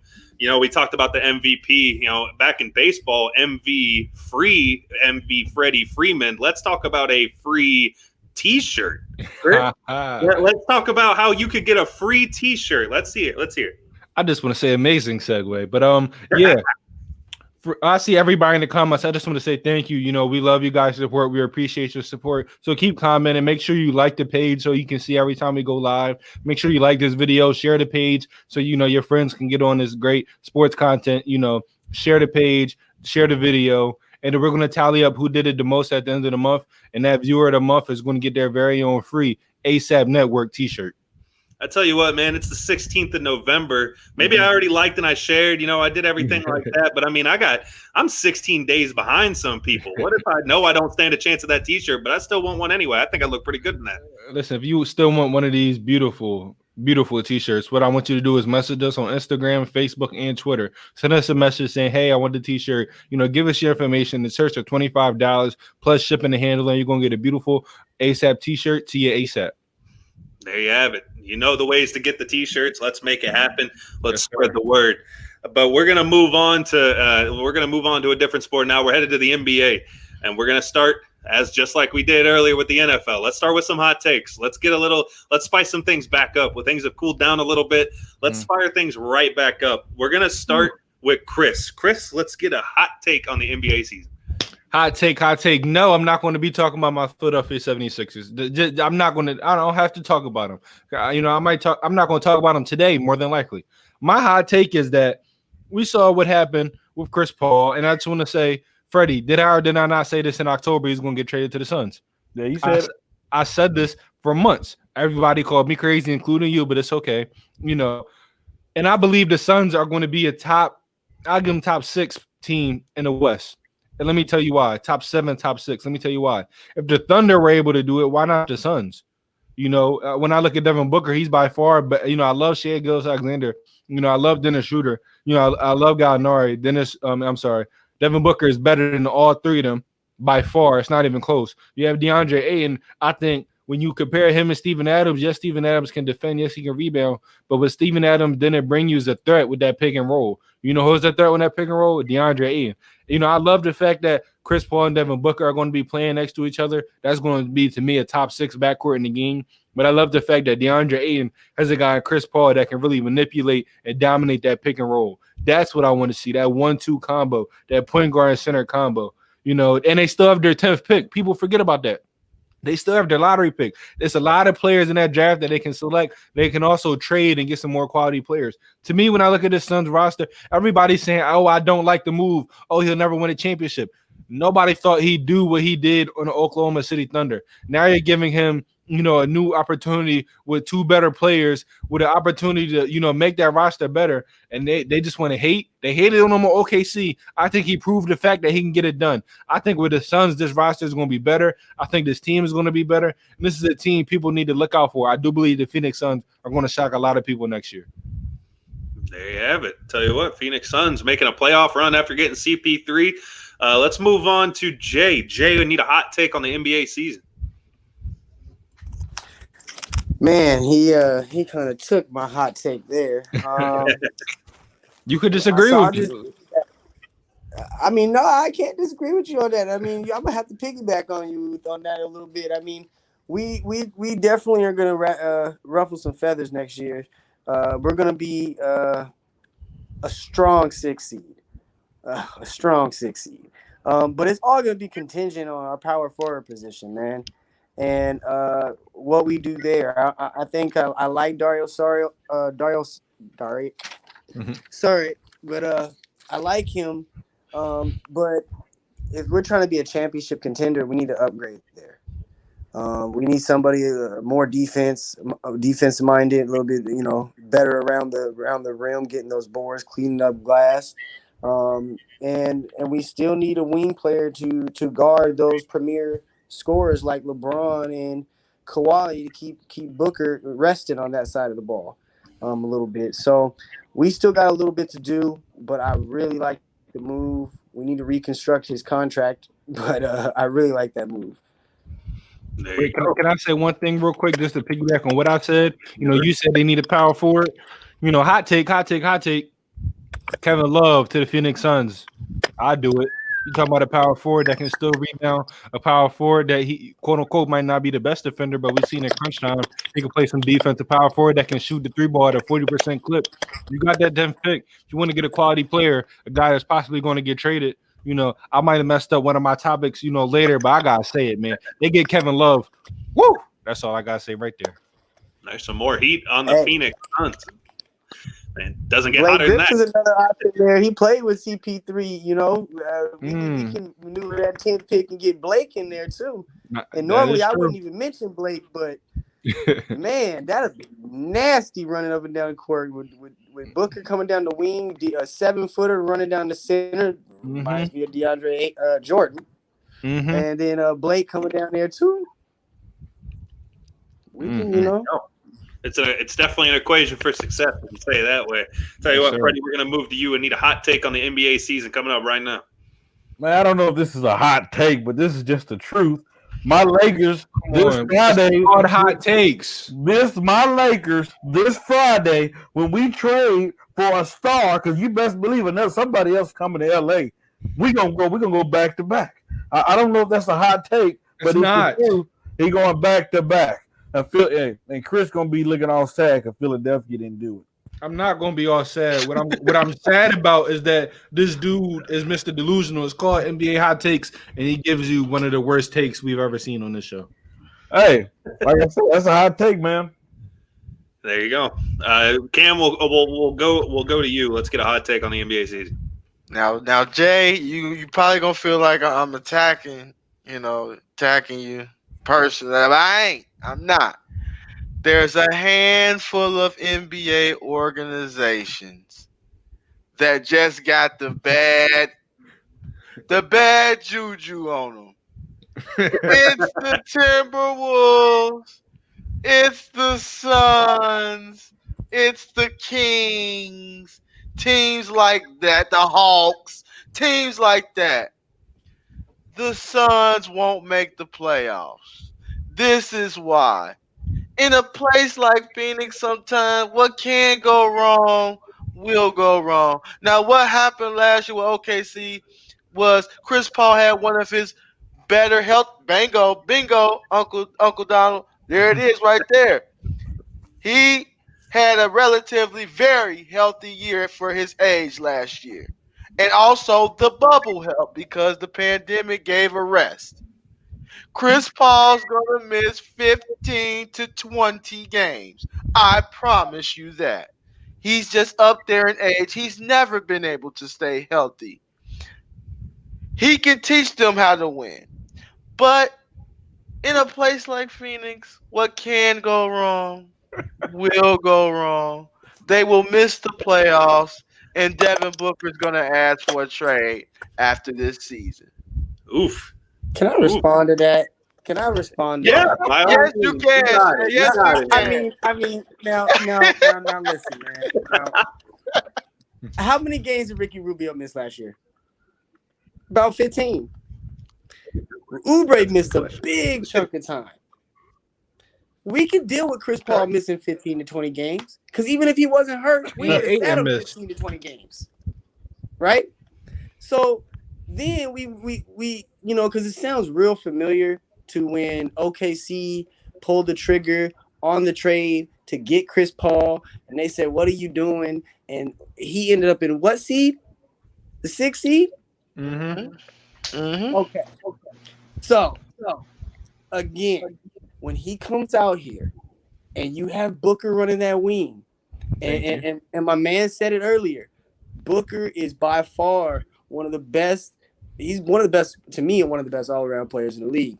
But he's top 3, top 4 shooters in the league. Period. He gonna look like Klay Thompson next year. I'm telling you. I understand, Jay. I understand where you're coming from. I get it. It looks good. When the trade happened, I said it's a good trade. But some organizations got the juju. It's just no matter what you put together, somehow it goes bad. Like Minnesota, I thought they had a good thing with Wiggins, Butler, Cat, Teague, and all them guys. I thought they was a good team. Well, I will say this. I see where you're coming from, where you're saying they have to prove it to you because the organization has been. And listen, I have to say, when I talked about it earlier, I agree with you. On that, I do think they're going to be good because I just believe in Chris Paul that much. Right. But I don't, with you, I don't believe in that organization. This organization has chances to improve their roster. They messed up Earl Watson coaching, with his coaching spree. They wanted to blame him. They put him in a terrible position. They told this man to coach a team this way when he didn't have the players. So I don't believe in the organization. But what I do believe is when you trade for a guy like Chris Paul, now the spotlight's on you where you have to make necessary moves. So I know what you're saying. They haven't done it, but my hope is for them to say, okay, we got Chris Paul. What can we do to add pieces around there? So does that mean they have to find a more competent GM? We don't know. But I do think with this roster right now, they have a chance to be good, just like the OKC Thunder last year. Nobody believed in them, but look how they turned out. So, I feel what you're saying, Coach Cam, but you know what I'm saying? But you got to look at it both sides. I feel what you're saying. Absolutely. You know what I'm saying? Like I said, I don't think it's a bad trade at all. Like when the trade was announced, I'm like, that's a good move. It's just certain teams, especially seem like in the NBA, just got that bad juju, man. Like no matter what they pull. We went and got Oubre, then we went and got Rubio. Now we didn't flip Rubio for Chris Paul. I mean, we're moving in the right direction. That's fine. And you kept your 10th pick. This is the best part about it. I'll give you that. You kept the 10th pick. Is by far that is the best part about this trade because with that 10th pick, you got a top 10 pick in the lottery. There is quality guys you can take. You can move up and get the big man out of USC, or you can make a trade. Yeah. So to me, keeping that pick, that kept you. That gave you some room to really improve this roster. Coach Cam, to piggyback off what you said, they're talking all this talent. The Phoenix can have all this talent. They have Chris Paul, Booker, Aiden, all on the draft pick. They're like the Cowboys. Didn't the Cowboys have a whole bunch of talent this year? But guess what? Like you said, what could go wrong, it did go wrong. It could happen with the Suns. And we're going to revisit the same conversation, and we're going to invite Jay back on the show, and just hopefully he's still in that good spirit. I tell you what, I'm going to leave my hot take back for a minute because the next topic that we're going into goes into my hot take a little bit. Okay. So we're just going to move on. We're going to hit up this next topic real quick.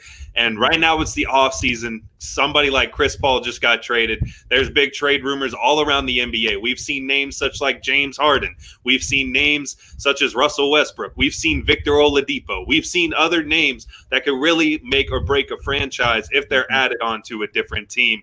Let's talk about somebody that we may not see coming. You know, we've heard all these trade rumors. We've heard everything. Let's talk about a trade we may not expect. Freddie, I'm going to start with you. Let's hear a trade in the NBA that you do not expect, but that we do not expect right now, but you can see happen.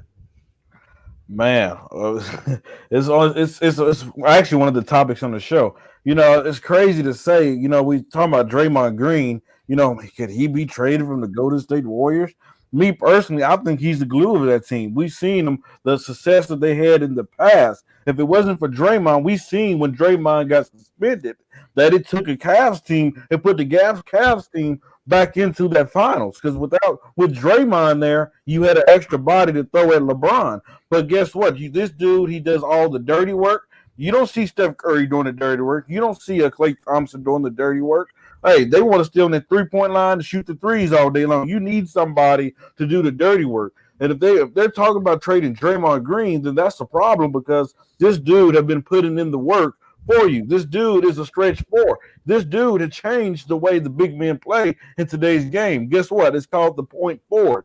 Guess what? He's the one that's going to facilitate to Steph Curry. He's the one that's going to help set that offense. They're going to go back to the traditional ball that the Golden State Warriors are used to playing before KD got there. Because when KD got there, for a dude like KD, you do find ways to get that dude involved because Kevin Durant is one of the best players in the game. No questions asked about that, and we certainly would not disagree on that. But if they trade Draymond Green, I'm sure nobody expect that. You didn't even answer the question. But this did answer the question. The question was, say a trade. I'm pretty sure the question was, say a trade that nobody sees coming. That's a trade I don't see coming. Okay. I mean, I don't. Okay. Do you see it coming? Okay. Go ahead. Okay. I'm asking you. Okay. Okay. Well, now, hey, I understand where you're coming from. I get it, Freddie. I get it. Coach Cam, I'll move to you. Let's see an NBA trade you don't that we may not see coming. It's been on the quiet front about this player, but a lot of names getting moved around, and he's not getting that help that he wants. I think we're gonna start hearing Giannis talks here coming up about him getting traded. That because right now he said he's committed, and you know what I mean. But he wants Milwaukee to push into that luxury tax. Chris Paul was one of those players that he wanted with him. Mm-hmm. There's a lot of trades going on, and you're not hearing the Bucks adding pieces. You're not hearing them getting better. Giannis needs some more help. He need, I know he has Chris Middleton, and I like Chris Middleton personally. I think he gets a lot of flack, for some of his bad, playoff games. But he's played well at times as well. But they're not making the necessary moves, to push them over the top in the Eastern Conference. You got the Heat. You have the Celtics. Now you talk about the Nets who trying to, we'll get into that later, who trying to make moves. So if you're the Bucks, you got to make moves to make Giannis happy, or you're going to hear him talking about, I want out, trade me now, trade me to this team and this team. You're going to hear it. Fair enough. Giannis would be a hell of a name to be moved. I tell you that. That's an understatement. We'll move to Chris. Chris, let's see a trade. Let's hear it. Now, listen, just right now, updates. Harden has made it clear he wants to go to Brooklyn. Now, we're going to talk about that later. But I will say this. At the end of the day, the Rockets choose whether or not they want to trade him. The Rockets choose where he wants to go. If somebody throws a better package out there, then, Philadelphia, don't do it. No, I will say this. This is not the trade that nobody sees happening. But I got to talk about my Sixers. I got to talk about them one time. Listen. If you want to trade James Harden, you can do it without getting rid of Ben Simmons and Joel Embiid. What you do is take the 5 draft picks we have this year, maybe some ones we got next year, get rid of Al Horford, you get rid of Tobias or Josh Richardson. You can make it work. If you want to do it, but don't get rid of Ben and Embiid. But I'm talking about James Harden. He wants out of Houston. Now, here's something that nobody probably sees happening. But I think you put this guy on this team, and listen, James Harden, the Golden State Warriors. James Harden with Steph Curry, who can play off the ball, catch and shoot. James Harden with Klay Thompson, who's a 3-and-D guy. James Harden with Draymond Green, who could be that defender. And there's so many free agent centers. Pick your poison. Somebody's going to sign there for a veteran minimum. I mean, you trade away Andrew Wiggins. You're going to trade away that number 2 pick. Probably, a first-round pick in 2021. Maybe Kevin Looney, maybe Marquise Chris. When you listen, that what the Rockets want in return for James Harden is quality young players, but they also want draft picks. At the end of the day, it's hard to pass up that number 2 draft pick where you can get your potential superstar for the future. If the Warriors really want, because we all think they should get Wiseman, but at the end of the day, if they want to be in win now, there's a lot of centers that are proven right now they can be quality centers in the NBA. From the Ibakas, from the Tristan Thompsons, from the Dwights, from the JaVale McGee's, you can get it back there. It might not happen, but I think it's going to shock a lot of people. If you put him on the Warriors, that's a dangerous, dangerous team.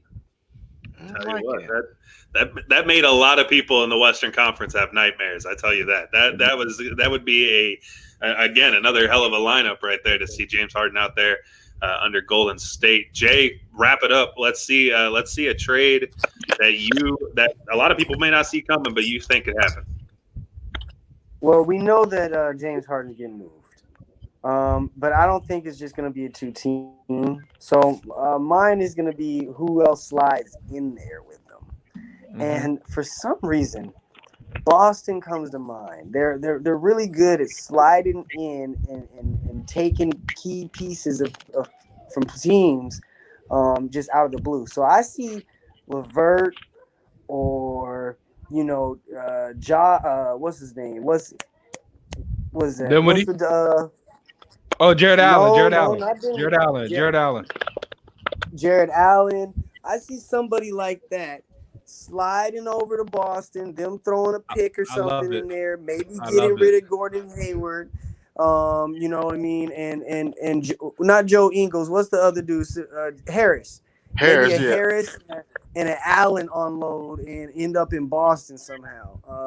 So we know that James Harden's moving, but there has to be another team involved. And I think Boston just sneaks in there because Indiana's so gun ho on moving Oladipo.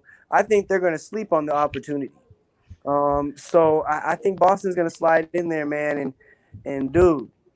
You get Allen down there and get them a solid center, and you get them somebody like Harris, and move and now Tatum he can move around at that 3 and 4 position. That's a force. That's definitely a force. Just to piggyback off what Jay said, the third team's going to slide in this trade. Philadelphia slide in this trade, bring Robert Covington back to Philly because everybody, I'm blowing this out there. If the Rockets are going to blow it up, talking about Robert Covington and PJ Tucker are 2 guys that proven to be quality players on contended teams. If I'm any team, because the more he talks about it, it's a possibility a third team does try to slide in here. If a third team does slide in here, there's no way they don't get Covington or PJ Tucker. Like I said, these are 2, 3-and-D guys that can play the 2. PJ is more of a 3 and 4, but Cov can play the 2 to the 4, and they showing that they can play the 5 and true small ball, which is probably not going to happen on any other team. But if a third team slides in here, just watch out. Those 2 guys could go on the team and make a big impact. Freddie, your Lakers, you pick up Covington. Choo-wee. I can't let you mention my boy PJ though, because I do think he coming back home. He coming back to Phoenix, man. Oh, I would love him to go to Phoenix. Either one of them to go to Phoenix. I know they need. Yeah, he's not a rim protector or anything, but I will put him at the 4. Yeah. Oh, for sure. He gonna grind. He gonna rebound. He great. For sure. Why not? For sure. We about to keep dark. Do we have breaking news? Yeah, unfortunately, I've just got word that I'm verifying this, making sure that it's what you get word of. What you get word of. Roy Jones. They're saying that Roy Jones have passed. Oh what? Man. Oh wow. Where you heard that at? Senior? Yeah. Hold on, man. Let's see here. Wow. I don't see it. I don't see it either. You know, okay, well, hopefully that's fake news. Hopefully, Yeah, it's fake news. We can't claim that. Yeah. Let's move on. Yeah, fake news. That was fake news. Fake news. Yeah, but we'll have since we did stop for breaking news. Foles is down, and he looked down. That's tough. As a Bears fan, I'm actually, you know what? Never mind. I'll get Yeah, to that. yeah. Let me tell you, Chris, you better have some topics ready for me tomorrow. I got you. Okay. I tell you what, some people got their own time with their team. Ooh, let me tell you. But I'm going to talk about an NBA trade that I want to see happen real quick. And I mean, it's been another. I tell you what, Jay, I got to thank you, man. Your first time on the show, you're killing it, man. And I tell you what, you segued me perfectly. I mean, you mentioned two teams that I wanted to mention. I wanted to talk about the Indiana Pacers, and I wanted to talk about the Boston Celtics. Okay. I'm not talking about VO. Miles Turner. One thing. Miles Turner. Thank you. Somebody understand. Miles Turner for Boston. We've said it multiple times. Finally. We have said it multiple times. What's the one thing Boston's missing? A big center. Rim protector. They are missing that rim protector. And name a guy who can do it. Miles Turner. I tell you what, they are so gung-ho on moving VO. They are, as Jay mentioned, I mean, they really are about it. Why not blow that team up? And that becomes my hot take. They were a 4 seed this year. I don't think they make the playoffs this season. I think they're going to find a way to blow up that team. I think Domantas Sabonis is going to be sitting out there like, they got Brogdon now. I like Brogdon. Yeah. I mean, Brogdon, yeah, definitely. I mean, but I think they're going to be out there. I think they're going to be they're going to be prey out there to sharks in the water. I mean, I think it's going to be tough. I think people are going to feast on the Pacers, and I think VO is going to get moved. I'd love to see Miles Turner get moved to the Celtics. I think that's a huge move for the Celtics, and they've got pieces to make it happen. Miles Turner is a cheap option, only making like 2.5 right now because he's a young guy. And I mean, I tell you what, he is everything the Boston Celtics need right now. Miles Turner to Boston would be the trade that I want to see happen. Indeed.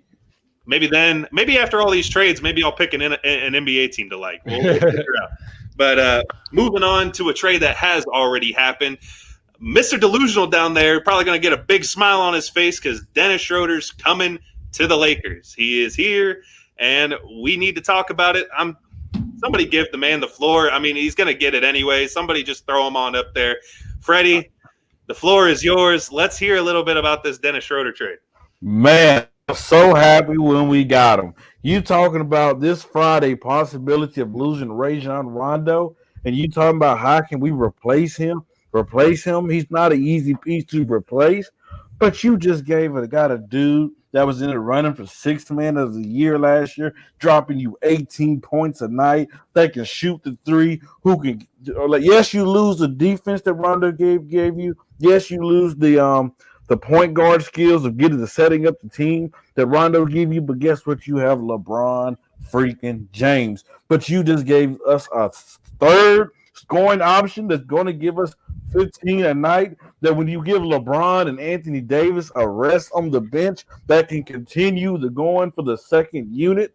Oh, my. And I have news. That's not the only move we'll make. We will be talking about it pretty soon. Oh, man. Tell you what. This man up here in the front office of the LA Lakers, so that's cool.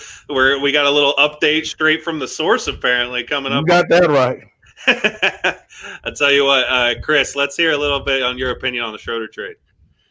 Now, Freddie missed the most important part, which I'm going to get into, and why this trade was so important for the Los Angeles Lakers. You know, I think it was a necessary move. I do agree with him with the possibility of Rondo moving on. You got to look at how can we, replace that role. Now, yes, he's not the playmaker that Rondo is. Yes, he might not be as good as a defender Rondo is, but at the end of the day, what they needed is somebody off that bench that can give you consistent offense. Rondo was giving you offense through playmaking. He couldn't score. That's the problem. Kyle Kuzma wasn't the scorer that the Lakers hoped he would be. So when you look at guys like, just the name of guys that's opted out right now, we all know AD's re-signing. That's been, people don't think it's confirmed. They already said he's re-signing. You just don't know because you don't know. But Avery Bradley might not return. Caldwell Pope, he might want more money. How can you fix that? Well, Dennis Schroeder, yes, he can give you buckets, but the point where Freddie's not hitting, this dude shot 40+% on catch and shoot threes. So when you have somebody like LeBron James, who is known for having the ball in his hand more often times than not, when you have a guy that you can rely on, you know, it's a difference between a pull-up three and a catch-and-shoot three. That him shooting that catch-and-shoot three at a 40% clip is so important because now he can play off the ball. Now he can play with LeBron and flourish with LeBron. LeBron can trust him passing the ball to him to knock down a three-point, whether that's in the corner, the wing, or the top of the key. So to me, that's the most important piece, you know, of this trade. Yes, he can give you the points. Yes, he can give you the bench scoring, but the fact that he can shoot that high and catch-and-shoot threes means that him and LeBron are going, and AD, because AD is going to get double a lot, means that he's going to be a great fit for this ball club. There you go. Jay, let's get your opinion on the Schroeder trade. Man, I like where you were going with that, Chris. It's just on those catch and shoot threes, it was Chris Paul throwing on the ball. You guys are doubting about coming to Phoenix. So but LeBron though, LeBron's the best. LeBron's the best. LeBron better passing than Chris Paul. I'll say that. I'll say that. Nah. I'll say that. I'll say that. But or if it's Chris Paul, then it's close. It's close though. It's close. It is close. I mean, he ain't stomping them, but it's a different type of passing too. The different type of way they're doing it. But I will say, on this trade, I like the trade for LA, but value and the grade I'd give on this trade all depends on the rest of their off season. Honestly, if you lose KCP, if you lose Avery Bradley, if you lose Rajon Rondo, replacing them with Schroeder as your starter is not that big of a deal. I mean, we've seen Schroeder be a starting point guard in the league back in Atlanta. I know what he's capable of doing for a whole season. Granted, he improved a lot with OKC, but look who he had around him again. That guy, CP3. Teaching him how to play the game a little different. But I think that, Dennis Schroeder coming in, he, like you've already mentioned, he's not a better defender than Rondo. He's not a better playmaker than Rondo. Is he a better shooter? Yeah, but I mean, if you're playing Rondo in the bubble trying to win a championship, no. So, I mean, I like Dennis Schroeder, but it really depends on what they do for the rest of the year. Because at the end of the day, that guy that plays that guard position on that team on the floor has to play some tremendous defense. And I don't know. I don't like it that much if you're not keeping Rondo or KCP. All right, Coach Cam, let's get your opinion on it. Where do you stand on the Schroeder trade? I like the Schroeder trade, to be honest with you. I do like it for them. I think, he's not, the defender Rondo is, but he's a willing defender. He's the guy that's going to pick you up 94 feet. I've seen that. I've seen that in the playoffs as well with OKC. But also he gives you quickness, man. He gives you somebody, that kind of like the extra athleticism, give you that extra gear that can take it coast to coast. I mean, he's a blur. And like I said, he can make shots. He can make shots on catch and shoot threes, like Chris was saying. And that's important, especially for LeBron, who likes to drive and kick, or AD, he's gonna get double kick outs, that's like that. But I think they'll fill out the roster well. It's the Lakers. Rob Pelinka, he's doing a good job. He's doing a good job of filling out that roster, and they'll get some more pieces. They'll get some guys that's gonna play for the veteran minimum and things like that. So they'll be fine. And it's not just the Lakers. It's the fact that look at LeBron's roster. He gets the necessary guys, and he gets the right guys for veteran minimum contracts. Mm-hmm. LeBron, when you look at LeBron, the top guys get the money. Then he always gets the right veterans around him. So it's the Lakers, and then it's also LeBron-type teams. You got him with the ball, and you got a lot of guys that can play their role. I would like to add to that, you mentioned a dude by Kentavious Caldwell-Pope. He's, whatever the situation is with him, do not be surprised if it's a sign and trade type deal. Like that DeMar DeRozan trade, it's not over yet because you needed Danny Green money to make it up for it. It's still a possibility if they wanted him that they can still make the money work. All they have to do is sign and trade. So because the Lakers own his bird rights. So do not be surprised if we sign him and we trade him because we all know he tried to get that big payday. I don't know. He coming. That might have ended that part. I think the big thing here is that I've heard Freddie say it before. The Lakers need role players, and whenever you look at it, I mean, Dennis Schroeder knows his role. I mean, there's no better way to put it. He definitely still knows his role. I mean, he's come off the bench. He's seen starting time in Atlanta. I mean, he does what he can do to better a team. It is what it is. When it comes down to it, I think that catch and shoot 3-point stat really kind of was nice. I mean, it almost made me like this trade a little bit even more. I mean, I didn't know he had it like that off the ball like that, but man, I tell you what, Dennis Schroeder definitely adds a different element to this Lakers team because that is that third guy. I mean, that is that third scoring option. You have that guy now, and front office GM over here, Freddie Henderson tells me that there's a bigger move to be made. So I tell you what, you put these two men with Dennis Schroeder and then whoever the Lakers are somehow going to still manage to do, I mean, it's going to be nuts. So we'll see exactly where it ends up. So we're going to move on to the Warriors. We're going to talk about the Warriors a little bit. Should the Warriors? I heard Freddie mention Draymond Green. I heard him mention it. Is that a decent move? Is that what they should do? Should they end up trading Draymond Green? I'm going to start. We already got Freddie's opinion on it, so I'm going to start with Coach Cam. Coach Cam, let's hear your opinion on where should the Warriors keep Draymond? Should they move him? What's the situation? Unpopular opinion coming. You know, I've been coming with him today. I know Draymond is important to this system. He's very important to this system. But I just got a feeling that they tired of Draymond out there. I think they just want to switch it up. You know what I mean? And that's why you've been hearing Kevin Love to the Warriors, different things like that. Or LaMarcus Aldridge coming in, you know, because they can still bring LaMarcus Aldridge in and also bring in, Kevin Love, and ship Draymond out. I just think they, Draymond has worn thin, I think, in Golden State a little bit. He was the driving force of the reason Kevin Durant left. You know what I mean? That's false. That's false. Man, look, they wasn't the same after that. I watched all the Smoke podcasts. So you realize if Kevin Durant wanted to stay, they would have got Draymond out of here. For a fact, if Kevin Durant wanted to be on that team, Draymond would have been gone. I understand that, but Kevin made up his mind that he was gone after that blow up with LA Clippers when he didn't pass the ball. He been acting different before that. No, that was the final straw. That was the icing on the cake. That was the for sure that I'm out of here. There's 0% chance I'm signing. Let's just get through this year. Let's try to get through this three-peat, and that's it. I think Draymond has worn thin in Golden State, and I think if they can trade him and get the right piece in there, they will. Fair enough.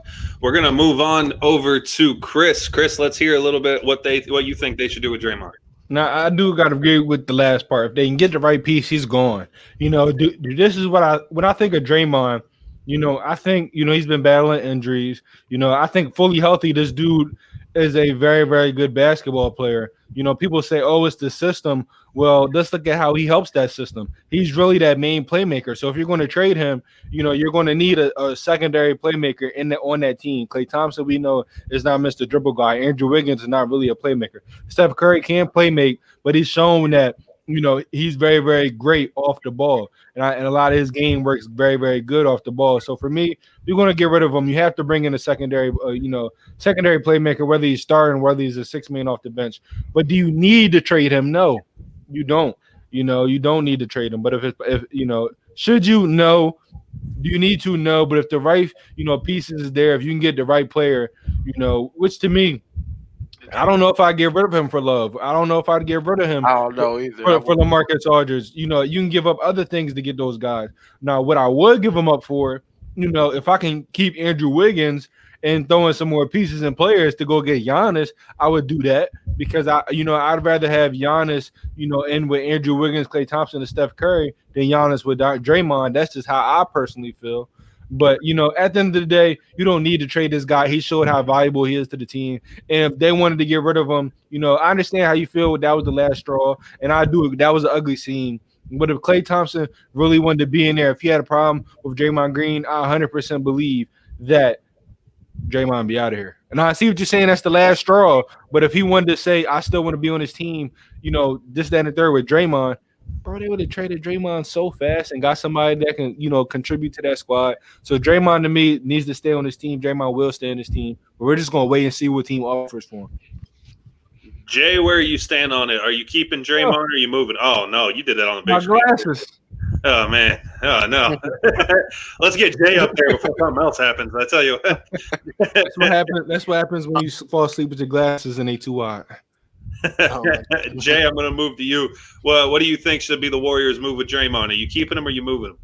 You gotta get rid of him. They're the trio's aging. Okay, Steph, Klay, they're aging, and if you look at it, all three of them are coming back from injuries. And you gotta cash in on Dre while you still can. Steph and Klay, they can stand still and shoot. Draymond needs his knees to do what he does. That he's scrappy, he's diving on the floor, he's getting dinged up constantly. So I'm getting rid of Dre while I can. And I don't know if I'm getting rid of him for no Kevin Love. I was just saying that was out there. I wouldn't. No, I'm not saying, I think I'm denying that one. But you got to get rid of him. I mean, whether it's getting some more draft picks to on the back end and maybe a solid player for now, but there's players out there now that are scrappy just like him. There's players like Siakam. You look at players like Bam. Trash. Look at, No, my fault. I just think Siakam overrated. But go ahead. Siakam, but you look at Siakam and say Siakam's overrated, and you look at Draymond Green. Draymond Green, honestly, bro, he don't have the best in any category. He is literally a system player. He's if we put him on another team that's not set up the way they is, Draymond Green ain't collecting triple doubles and getting close to like that the way he is out there. You think so? Yeah, I think I agree with that. This is why I disagree, because he's not looked at to be your main scorer. Like Siakam is looked at to be that number one guy. Draymond is looked at to be that glue guy, and that glue guy doesn't have to score 30 points to be successful. That glue guy doesn't have to grab all the rebounds. What Draymond Green does all the dirty work, but by him doing all the dirty work, he's able to do so many different things that it makes him to be one of the best at his role. Now, if he was looked at to be the better scorer, then I will understand where you're coming from. But the fact that he's not looked at the score and that's how he dominates, that's why I got to disagree. No, and I agree with you. But again, that's for that team. Yeah. It's moved somewhere else. They're going to need – not every team set up like the Warriors. They're going to need Draymond to be a crucial part of their team. Mm-hmm. You know what I mean? So I as a Golden State Warrior, I'm getting rid of Draymond Green while I can. I'm getting value in return, and I'm putting another horse head with Klay and Steph for years to come. I agree with Chris, because Draymond, he can guard pretty much one off. You don't want to put Steph Curry in the midst of danger. If you want to throw, a Draymond Green at him, that he can like he does all the intangibles that you want him to do. So me personally, like Chris said, he's the glue guy. He's the heart of this team, because this dude is balls. He's doing all the dirty plays. And he said, Jay, for him to go to some other team, he had to do this. Well, the other team would know what Draymond's going to bring. They know that he's the dirty guy. He's the glue guy. So if they trade for him, that's clearly the role that they need. They need to be filled.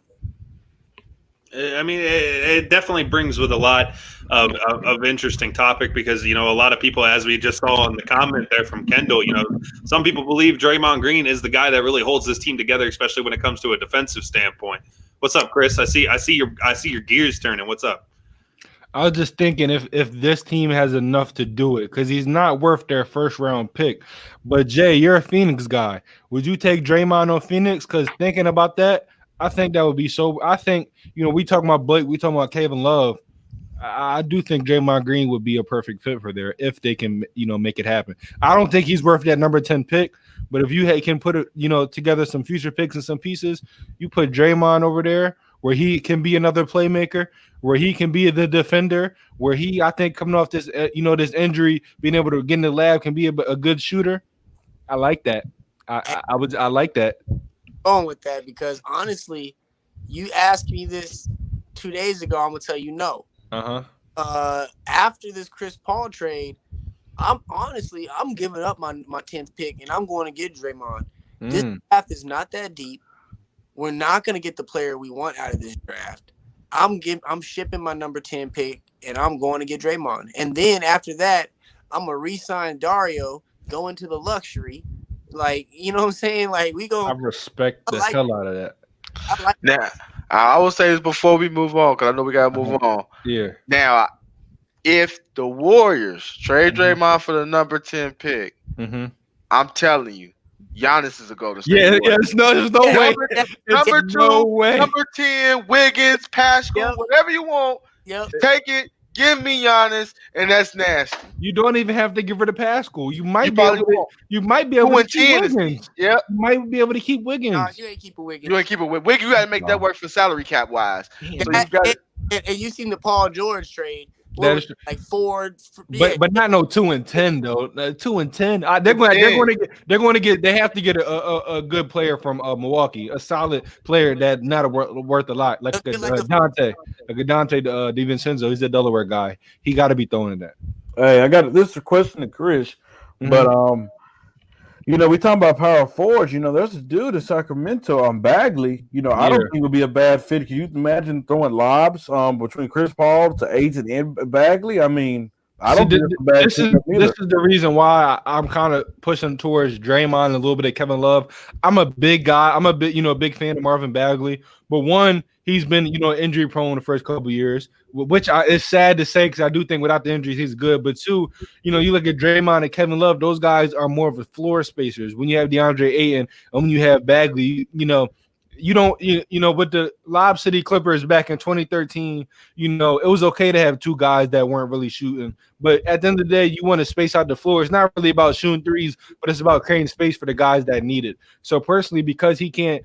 What he's shown so far is not, his strong suit just yet. Can he do it in the future? Yes, but because he's shown he's not a true floor spacer, it's not much I'd really give up for Marvin Bagley. Honestly, I mean, I would like to add on that though. I like that. I'm gonna compare Bagley a little bit to the Michael Porter situation. Same situation in the beginning, and we had promise for him, but look how Porter turned out.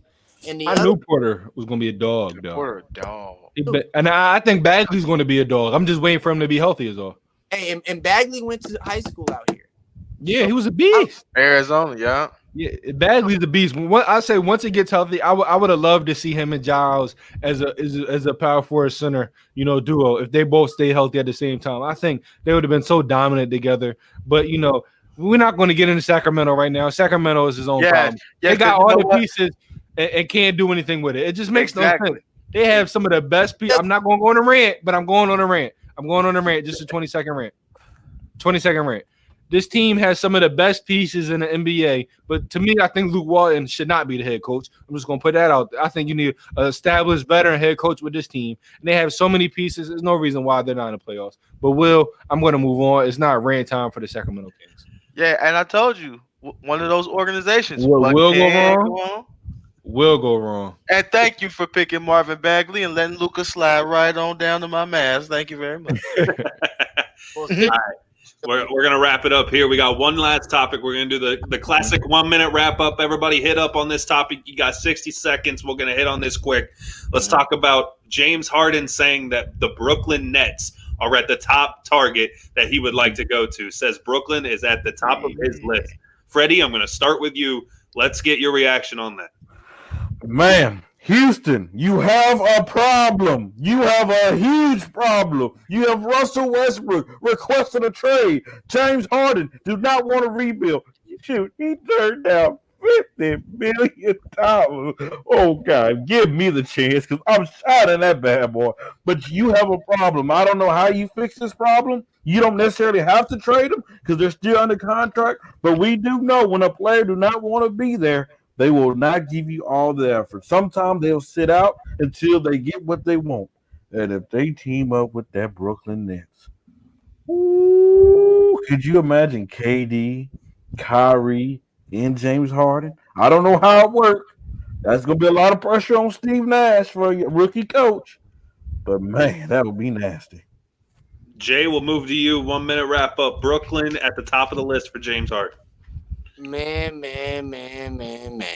If my Arizona State Sun Devils somehow makes it down there to Brooklyn with Kyrie and Kevin Durant, I'm telling y'all right now, the only word to describe it is bananas.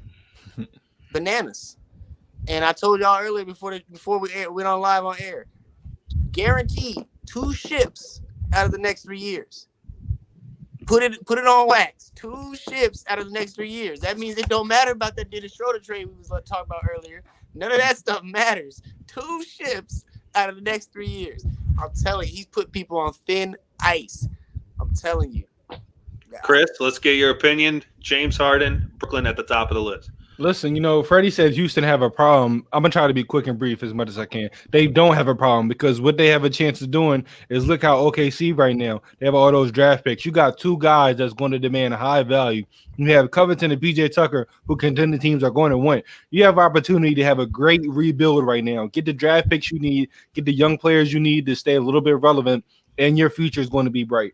But, he turned down $50 million a year. That shows me he doesn't believe in Houston anymore, which is crazy because I wanted him to retire as a Houston Rocket. I thought he was going to go down, in my opinion, a top 5 Rocket of all time. But he wants to go to Brooklyn. Let me tell you why it's going to work in Brooklyn, Freddie. You said it's going to be a lot of pressure on Steve Nash, which is fine. But Steve Nash is a former player. So what does that show? He's going to be a player coach. So he's going to be able to adapt with the players. You still have, D'Antoni in the background. You still have, a good assistant coaches. So the coach staff is going to be fine. When you look at the players, you have Kevin Durant, you have Kyrie Irving, 2 guys that now know how to play off the ball. Kyrie Irving played with LeBron. He knows how to play off the ball. Kevin Durant played in Golden State Warriors, and he played with Russell, but especially with the Golden State Warriors, where we had an offense that the ball really wasn't dominant in one person's hand. James Harden, to me, is going to be the true point guard. Why? Because he's shown with Houston, he's really the guy. Now, he played with Chris Paul and Russell Westbrook, 2 guys that had the ball in his hand. But to me, he's going to have the ball in his hand more than anybody. He's the best playmaker. And how is it going to work? Jay, you said 2 out of 3. I'm not mad at that. This team is going to be the best. I said they were going to be the best offensive team before this. But now you add James Harden, nobody's stopping them, and they still have a good big man. And you can still go get Ibaka. You can get so many, other guys adding James Harden. They're going to be so dominant. All 3 guys are going to average 20+. James Harden might average a double-double. And this team, it's going to be no problems. They're all 3 going to work perfectly together, like butter going on bread. Cam, bring us home. Hey, losing Rondo. Man. I kind of, on this show, I kind of predicted both things will happen. You know what I mean? I don't like to toot my own horn. I said Houston gonna have to blow it up. I tooted my horn. Yeah.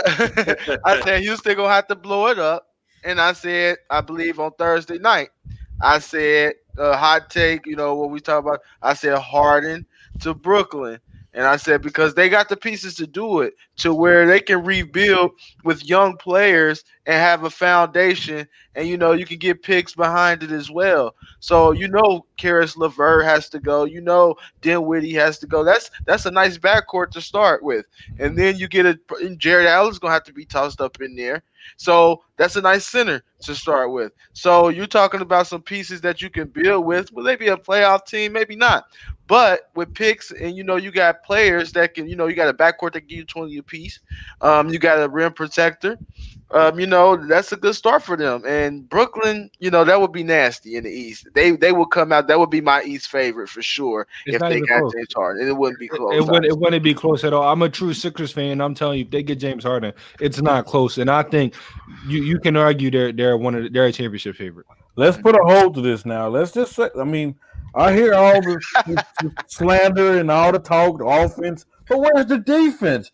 Let's not act like defense does not win championships, people. I mean, you gotta have defense. Wait, I'm not done yet. Are we sure they're going to work together? Are we sure James Harden? Okay, I'm just saying. Hey, Kevin Durant played in Golden State where the ball was in no person's hands. Kyrie Irving played with LeBron. He had a chance to play off the ball. James Harden played with Chris Paul, and he played, with Russell Westbrook recently. Not even talking about his early career. James Harden's probably going to be the more dominant guy, but they all can play off the ball. It's not even close. It's going to work. Where's the defense? Can somebody? That's what the off season is for. You have a defensive center now. You go get trade. You can get Covington in that trade. You can get a PJ Tucker, but you forget that you can sign people. Covington to the Blazers. I love that. We gonna hold that. We gonna hold that because we give her the time. But I love Covington to any team that needs a small forward defender. Come to Philly though if you want to go somewhere. Right there. I tell you what, man. Everybody involved. One hell of an episode, guys. I mean, hold up. I'm sorry, y'all. What's up? Update on my phone. Robert Covington to the Blazers. Oh, he must. Oh, that's what he was saying. That's what he was saying. That's what he was saying. He said, that's breaking news right there. Yeah. So Robert Covington to the Blazers. Drew Holiday to the Bucks. For Trevor, I love it. Drew Holiday. I'm sorry to cut you off. Go ahead. I'll talk about the Drew Holiday one after you. So we're saying we have Robert Covington. Yeah. For Trevor Ariza and 2 first rounders. So the Rockets are already starting this rebuilding process, y'all. Let me listen. I said earlier, we got this breaking news. I said Drew Holiday is going to a contending team. I said Drew Holiday, might be going to the Milwaukee Bucks, and it came true. I told you they had to give rid of Bledsoe. They got rid of Bledsoe, George Hill, some draft picks to get Drew Holiday. Tomorrow, ladies and gentlemen, we're going to break down these 2 trades because I know we're getting short on time. We're going to break down these 2 trades and tell you the importance of it because these 2 teams, let me tell you, they just added some quality guys to help them win a championship. I'm happy for Drew Holiday. He might get cut and go do a buyout and end up back in Phoenix behind Chris Paul where he started. Bledsoe? Yep. That'd be yeah. Oh, we got to hold that. I tell you what, let's save it. I tell you what, man. You thought today's episode was fire. I saw everybody in the comment section. Y'all did think it was fire. Y'all were all over that, man. We saw numbers that some of the greatest numbers that we've seen, definitely since I've been on this show. I've only been here a few episodes, but I tell you what, man. The comment section was blowing up. Viewers were in here, man. Everybody was into it. I want to thank everybody involved that came to support All Sports, All Plays. And I want to thank everybody here at ASAP Real Talk for bringing a hell of an episode. And I tell you what, man, it already sounds like tomorrow's episode is getting a little hot. It already sounds like it's warming up. So any final words for anybody as we're wrapping up here? No, man, this was a great show. Yes, great show. Thank you, everybody that stayed in here and supported. Tomorrow, we're going to be breaking down these trades. There are going to be more trades. We're going to be breaking down all these trades and everything. Just wait till tomorrow. And make sure you're looking at our post because we're going to be breaking all these trades. Y'all be ready for that, and then we'll see you all tomorrow. Hey, just to piggyback off that, also this week we have a busy week. Wednesday, ASAP Sports Network is doing a live coverage of the draft Wednesday night. And then Friday night, we're planning on doing a free agency / draft, whatever NBA news recap show. So just tune in. We got a lot going on here at the All Sports, All Plays Network. Yes, and Coach Cam, it's something that we got to talk about tomorrow. And it's about your team, and you're going to love it. All right. You already know the topics, man. Now it's just got a time to be here. So yes, sir. We'll see you all again tomorrow. And thanks again, everybody, for joining in today's episode, man. Hell of an episode, everybody. Thank everybody for everybody involved, man. Until next time, we'll catch you later. All Sports, All Plays. All Sports, All Plays. All Sports, All Plays. 365, we making up plays. You talking the game, get you through the days. We're high in the court, the dime in the lane. Variety topics never the same. All presentation, sports information. In the airways, taking the nation. All sport, all plays, like working your faces. Grace up the field, so tie the laces. All Sports, All Plays. All Sports, All Plays. We on top of our game. All Sports, All Plays.